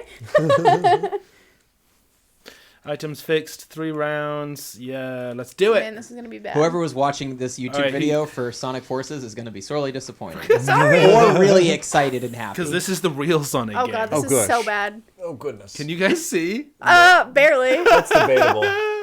Well, I'm enjoying myself. yes, great. I didn't get any rings or anything. Knuckles, come on, buddy. You got this. You got some rings. I would say probably one Stop game flying of this, so guys. much. Glad. He flies so slow. and then we Oh, can look at me we, gliding. we I'm can go- play Smash with 8 Sonics on like we did last time. Oh god. There we go. That'd be great. Just- Oh no, my rings. What's your Amber? What do you play? I Like when I Just in general. stream or like Just in general. In Like, general? what are your Oh my what are your god, I'm top? having such a hard time. So, are your top recently games? I've been playing. Well, I haven't been playing anything because I have a wrist injury, so I really shouldn't be playing this either. But it's fine. Oh no. Especially on that tiny little controller. Yeah, no, it's totally fine. It doesn't hurt right now, so we're good. But I was playing Fire Emblem Three Houses, loving that. Nice, I'm nice. close to the end of my first playthrough. It's an amazing game, honestly. It's so good. I couldn't ask for like better. It's so good they it's- started putting all the characters in Smash Bros. Yeah, essentially. Smash Bros. You mean Fire Emblem 2? I'm not salty about those. Oops, all Fire Emblem characters. Yeah, exactly. You like Sword Boys, don't you? That's what I've been playing on Switch. I've also been playing Untitled Goose. If you haven't Oh, played it, it's the Untitled best Goose $20 game you will is so spend. good. Become a classic. So please, It's already become a classic. just go buy it if you haven't, because it's worth it. You guys, if you want to finish the level at any point, Oh, okay. Well, you know, I'm working on it, man. I don't know if you know, but Sonic is about being fast. Tonic is Tonic. Tails is not very Listen, fast. can I'll you, have something fast can with you some tonic. fly? I'll have a gin and Sonic, please. Jin and Sonic. It's just with blue dye. So, and then I don't know what have I been playing on PlayStation. I have like all the newest systems, Word. but Must be nice. We need an Xbox. We're yeah, missing- so I have an Xbox One, I have a PlayStation 4, I have Hey. a Switch, I Jackson. have, currently have a Mac because I just Hey, suck. with the whole team is here. Wait, were you Tails? Were you complaining to everyone else to finish the game and you were like in last place? No, I was Tails. Oh, okay. No. Alright, I'm sorry. That's why I said Tonic isn't very fast. Oh, it's a fusion ha. Yeah. Got you. All right, my B. I didn't know. Yeah, PlayStation I haven't really been playing because of my wrist injury and the controller hurts my hand. But I was trying to get back into Persona before Royal, because it's a beautiful game. I love the characters; they're just beautiful. Persona. Yeah, I love I've heard- Persona I've 5. heard a lot about myself. I'm not even very far in the game, and I absolutely adore it. I've heard a lot of good things about Persona. Yeah, I highly recommend it for sure. What else have I been playing? Overwatch. Yeah. Every you now play and then. Overwatch? Yep. And then everyone's like super like angry all the time, so I'm just like, Yeah, you suck. I'm gonna Overwatch go play is- something else. Why is Overwatch so toxic? I hate it. I mean, Because it's it's better than League. competitive-based. It's better than Because League of competitive Legends. games That's all I have can to be say. toxic. It's too competitive. Yeah. It's better than League of Legends. That's all I have to say. I haven't So played League, but It's the problem with any community that Honestly, yeah. focuses on meta. yeah. apparently I died. So yeah, it's not You not died, terrible. You What did died. that- You died. I've died also been too. playing What a about lot that of was killing We're all us? drowning. Oh, I we s- drowned water. Yeah, breathing. Yeah. Well, don't make a water level, I Sonic s- team. Wait, it I started playing what is it called? Detroit Become Human. yeah. That's absolutely Is that like, the Heavy Rain people? yes. Yeah. Yeah, David Kai. I still haven't finished Heavy Rain on to be honest. Press I X- need you mean to. I press have X- it. press I X just to haven't. Jason? I only just beat Yeah, Naruto Jason, Ultimate Ninja Jason, Storm 1 like Oh, yeah, I have that days on the ago, and that Switch. game's like 12 years old. So game I over. know last minute games. It's a fine. good game. I haven't beaten that one yet, and I'm okay. Get your air bubble. Get your air bubble. I'm dead. Get your air bubble. Need those air bubbles, so folks. close to the air. I know. I wish I hadn't chosen a water level. Yeah, Yeah, and that was then stupid. Why would you do that to us? I didn't know what level it was. It just gives you the letters. I wasn't Well, sure. when we Grabby say hands, Sonic too. Mania, it's a mania fest here. Literally Yeah. the worst Oh. level. The You know, worst just trying level to of bring any. us. Oh, all right. Now Barney's going to try to show us how it's done. Oh, look, he's broken out. But yeah, oh, look at that. I haven't really played a lot of PlayStation recently. I don't really play Xbox a lot. When I was playing BioShock Infinite. Yeah. When I'm playing on the computer, I've been Word. playing a lot of Hearthstone. I really like Hearthstone. Yeah, I heard a lot of good things about Hearthstone It's too. really good. It's And fun. it's free to play, right? Yeah. Which is pretty cool. This will probably be our last. Did you want to do one more round of Sonic you wanna Mania? play? Oh no, I'm good. I'm good. No, I'm enjoying watching you guys. Yeah, let's do one more. You're enjoying watching us suck. Yes, tremendously. That's actually where I'm at. I have this because I got it for free All right, from pick it. Someone else PlayStation can Plus as pick. well. I ain't picking this As time. always, boys and girls at home, if you have a game that you want to see us play on Nothing the says show, water level like deserts. and we'll do some prep and make sure we know if it's multiplayer or not. Feel Yeah. free to comment down below what you want to see us play. We would love to see your thoughts on what we should play. Man, Knuckles, my thoughts. Knuckles flies so slowly. right? Tails does not fly much faster. I promise. No, he definitely does. Oh, this is a fun level. I played this with Barney when we did our stream. Oh yeah, there's like it's sand loop. It just Oh, disappeared. the sand loop has. Oh, we know how disappeared. Jack feels about sand. Oh, I do not care about that stuff. I'll tell you what. Commit. And why would that be, Jack? Well, see, the first thing is that you ever go to the beach and you think you've washed it all off, you Oh. change clothes, and you're like, all right, listen, It's I everywhere. got Time to gets eat a everywhere, sandwich. folks. Time to eat a sandwich. Wait, it's not what's this? fun. And you know what the worst part about sand is? It's coarse. It's coarse. No one's rough. ever gone, oh, soft as sand. Actually, no, you said can. no one There is ever. such Unless a you're thing. into that, I There is mean. such a thing as soft sand. Like when It it's Yeah, like I mean, It's not irritating, at the beaches, though. frankly, if you ask Yeah. me. Oh man, it's like Tuscan Raiders, am I right?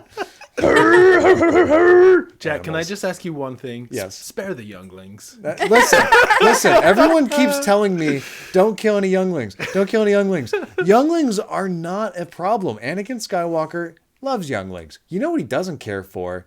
Jedi younglings. Listen, all that's happening in that scene is Anakin's not discriminating from a dirty Jedi from any other Jedi. Okay, So you're saying he's being noble? I'm saying he's It's being. not children he wants to kill. It's children. It's children in training. I'm sure he's not proud of the fact that he killed a Ow. bunch of kids, but they were dirty Jedi scum and they were traitors to the Republic. So I mean, what are you gonna do? Commit. Do it. Do it. That's the thing. I love that in Rise of Skywalker, Palpatine was essentially a prequel memer. Oh yeah. Yeah. The dark side is a pathway to fun. Like all that was just like. And my personal favorite. Do, do, I think that's do, you. Do, do, do, do, do. My personal favorite. I discovered what that meme was by Palpatine. Why are my controllers backwards? I never knew what that meme was, and I didn't know it Oh, existed that's- until I wait saw a it on second, Palpatine. what? Did your controllers get mixed up? Yeah, they did. Oh boy. Oh, Oh, we're man. the same person. How did that happen? Fusion Ha! Uh-oh. Well, Oh. this has... Yeah, it's like this. Yeah. Yeah, it's done it as one thing. Oh God, I can't believe you've done this. I can't believe you've done this. Change grip order. Oh yeah, sorry. Dingus. I'm just looking. We're glad we have a true professional here. Hey, controller. Oh, Press Fixing the stuff. L and press the R. Press them both There we go. together. I mean, Yeah. basically, once we're done this level, you guys will be free to leave. So you're being held hostage by your own By volition. Sanic. By Sadic of your own volition. Oh, speaking of which, speaking of Sanic, how great was that one Sanic reference? Like they really slipped that in there. oh my god, that okay. So Wait, I as think soon I as missed- I I saw think I You missed miss that it? one. Remember the crazy The guy who was like, crazy- Sonic is real, and He there's holds a up the blue little demon. picture? Yeah, The no, picture. I saw that, yes. The artist representation. literally the meme. That was brilliant. Can we talk about how John Ralphio from Parks and Rec is actually a really fun Sonic? He's so good. Oh, God, he's Oh, so he good. was so funny. He's great. I just forgot it was him. Yeah, For no, he most was of the living movie, Sonic, and then yeah. and then I started thinking about it, and I was like, oh yeah, you can tell it's him, but he did a great job. I feel like that was just Oh my God, I actually did. a fresh character. I would like to see a fleshed out world Almost got for that. Sonic characters, and also You have to get there because I I want to can't, see. no. And I know we can't because of film rights and stuff, but What I want to see a the Smash Bros. Film universe. Yeah, that would be amazing. Oh, that'd be If incredible. Warner Brothers are willing to not have Detective Pikachu in it, but if they want to just have a Pikachu in there for whatever reason, just get Mario. throw him in in there. there. Pikachu, I mean, by the end of that movie, spoilers for Detective Pikachu, he's his dad, so it's like Yeah. he's not. I died. No, that's that. Time Oh, out. time out. That's why. Yeah, he's his dad, so he's just a regular Pikachu at that point. Yeah. Yeah. Oh, Barney's That's got to fair. pee. Oh no, we don't have a producer now. No, we're running rampant. Good lord. You know what I really want to talk about on this show? Kevin Costner's Waterworld. Okay, Stop. so as a budgetary nightmare, absolutely valid criticism. But I think the vision that he had for that movie really, really sold it. Okay, like this is the same guy who brought us Field of Dreams. He's been Batman. This guy, I mean, listen, if you build it, they'll come. Wait. Kevin Costner was Batman? Yeah. Oh no, I'm thinking of Val Kilmer. Yeah. But, I almost had you. all right. Well, all right. So no, we're not doing this. Maybe we could talk about it another time, but no, we're all we crazy. should I talk seriously about have no emotional Robert attachment to Pattinson as Batman. Oh, Robot! Hold on. Batman. You mean Robot Bat, as the boys at Weekly Planet like to say? So okay, you Rob guys have Bat- topics you want to talk about, which we could talk about another time. But clearly, you're all topicked out because we can't keep our stories straight No. anymore, and that's okay, folks. Thank you so much for watching Tune in next time where we talk about Robot Bat while watching the Pokemon movie. with the Waterworld soundtrack behind us. Before I forget, again, quickly, Jack, give me your social media handles that you want people to Yes. look out for. So if you want to follow my cosplay, I'm constantly building new things, and I always post pictures when I troop with the Rebel Legion and the 501st. I always get fun pictures from there. That's Rocinante Cosplay, Rocinante Cosplay. Barney will put it in the comments. Yeah. And the same thing for Twitch, but it's Rocinante152. So if you want to watch me play games, I like to do marathon streams of games. As like I'll go through an entire series sometimes. I did it with Metal Gear Solid. I do it with the Star Wars games a lot. I'm constantly streaming a game called Pavlov, which is essentially virtual reality Counter-Strike. So if you want to see what it's like when you're doing the shooty shoots and it's not with a mouse and keyboard, come check it out. I play that quite often, as well as a game called Elite Dangerous, where you're essentially airspace trucker. That's the best way I can put it. Airspace trucker. Yeah. I love that. Interesting. Amber, one more time, give me your social media handles that you All want to right, put out so there. Instagram, Facebook, and Twitch is all Amber So Nerdy. It's gonna be in the comments. That's great. do Yeah, have, it must be nice to have I mean- brand commitment. I've but linked. Yeah, I mean, I have like, I do like the cosplay thing and all that on. That's mostly on Instagram, gaming, Twitch. I do like other little. I have like little things like Ko-fi and stuff like that. If you want to like donate to me. Oh yeah, Help me out with my I don't think I cosplay. deserve money, That's- so I haven't set that's- those up yet. I Yeah, I deserve don't- to be paid. No, that's it's all free. Small Nerd Girl. If you're interested in looking that up. Nice. That's also my Twitter handle. So I've Awesome. I'm If you're putting. on I that put monster links in yeah, the. if you actually use Twitter, I don't really use it for that. It's kind of garbage for me. It's Twitter like- may have brought us the new Sonic, but I'm not happy about Oh that. yeah. Barney, are you saying that you put... Yeah, I got some links in the comments Awesome. if anyone is curious thank you, sir. for the both of you. And we have a comment from Courtney Vamvakias. I don't know. Oh, if I'm that's a saying that- Hyperion cosplay. Mr. Yeah, J. yeah. Hey, Yeah. awesome. She says, "Hello. You said such nice things about me, Jack." Crying Aw, emoji. well, she we deserves thank it. you so much for watching and supporting. And she also amazing. said, Oh, thanks for she watch also, recording. she also pointed out soft sand from Pokemon. Oh snap! Yeah, but that's a very rare thing. Barney, where can people go to catch all the latest from our lovely studio here at the Zen Den? What handles should we give them? Zen Den Studios. The Zen Den Studios. Put up your Game Boy so On people can both see of how them. it's spelled. Yeah, we haven't seen your face in a while. Need the You Game don't need to Boy. see that. Yeah, we He's do. We Come on, miss Barney. you. He's not the video Oh, Game I Boy. haven't but got he's, my- he's a Game I Boy. haven't got my face on. Where? Oh, I'm being stupid. Here we go. There you go. There we go. All right. Birds of prey, Awesome. everybody. So is that Right there. the Zen Den The Studios Zen Den Studios on on Instagram? Instagram and on Facebook. Hit us up if you're in the local area and you want to record something. You want to do a podcast. You need technical help, like Amber does with her Soundflower. If you thing. need a choreographer for dance purposes, I Your can boy hook you up Merrick. with if me. you need someone to sew something. Oh, Don't ask me. It's more either. about if you want something printed, we'll So talk. yeah, the 3D printing master. Say I'm not very good at here. sewing either. I kind of do I, what I do and I hope sewed for the it best. a little bit. Yeah, I'm getting there. Yeah, me too. Yeah. It stays together. That's all that matters, right? You do what you can. absolutely. Don't leave with the glue and Yeah, duct tape. lots of hot glue. Yeah, That's, I'm about as good as a new child laborer at a Levi factory. Yeah, exactly. Jack, what's On the that note, I went as blue as my jeans. what's the update with your Iron Man costume? Do you need to do some repairs on that? After Oh the, yeah, every back to con. the chap shop? Anyone who knows a thing or two about cosplaying, if it's anything fragile, it's gonna break as soon as you get on the Oh, floor. Yeah. I think it kind of overall could use a refresh because I've learned a lot about how to properly detail parts, get a nice mirror smooth finish. Nice. It's basically just all sanding. It's just a lot of sanding and more sanding, and then you Course. sand. We know how he And even likes when you're to done, sand. you still have to sand more. But yeah, clearly You're my just favorite like, topic. someone's like, "Can I take a photo of Sand. you as Iron Man?" No, I'm still sanding. I'm still sanding. But yeah, no, that Iron Man suit is a labor of love, and I hope to keep it up to date. So because it always draws a crowd whenever I bring it out. So it's and fun. that's, to do. and that's me with my Power Girl. As much as I just said, I don't know if anybody that's one of my followers is watching, that I just said that we're not going to see her for a little while. You might still see her. Don't get too sad. She's still there. She's not going anywhere. Nice. Yay. Nice. And before I forget, I'll give out my handles too. I am on Instagram, all lowercase, no space, at Herrick Menry. Just take 2 letters and switch them around. I know. I'll blame put my I'll friends. put a link in the On comments. as Twitter, I am at Merrick Henry, because, I don't know, it worked out that way. I'm also on Facebook. You can find me at Merrick B. Henry. Of course, I'm on YouTube. We just hit our 100 subscriber milestone for the Merrick Henry YouTube channel, which we're very excited about, which means we could change the URL. to YouTube/C/Merrick Henry rather than all the other garbage URLs, crap letters, numbers, and stuff that goes in that. So we're very excited said about crap. that. Doesn't count. I'm aware of myself. It's you only gotta think it before you do Censored.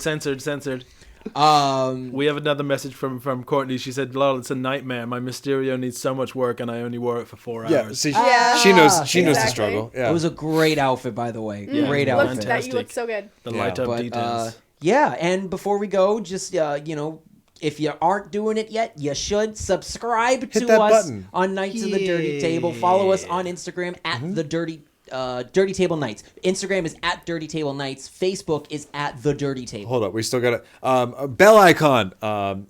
Comments. What do you think? Comments. Put love down it. what you think. I'm just What do trying you to get. want to see us talk about? Merrick, this is what you got to do. You got to get the algorithm. Subscribe, in. press the button. What did you think of the podcast? Down in the comments. No, Come down and tell us. You're supposed to say like Ferrari. Give us a Tesla, like. Give us a fast like on the car. video. Yeah, it really helps out the channel. Even give us a thumbs down. It's fine. It's all engagement. No one cares. Just hit a button.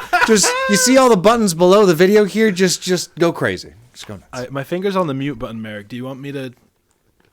No, I'm good. Well, I'm good. well, this is my last broadcast here at the Dirty Table. And we've had an incredible run, ladies and gentlemen. Yes. Great to meet you, Amber. We have Oh, met you're before, late. but Do you wanna- great I for don't have coming. the Thanks for blade, coming but- on the show. He's got a flashlight. He's got a pretty It's flashlight. Poe's flashlight. Oh, so we just need some smoke. Which looks awful. It's for a green blade, funnily enough. So that's pretty cool. That is. We're gonna have to play with that. I don't know what that's good for, but it's good for. It's good for something. All right, it's past our bedtime, guys. Good night. We will see you next Saturday around 6 on YouTube. Thanks so I love much. that.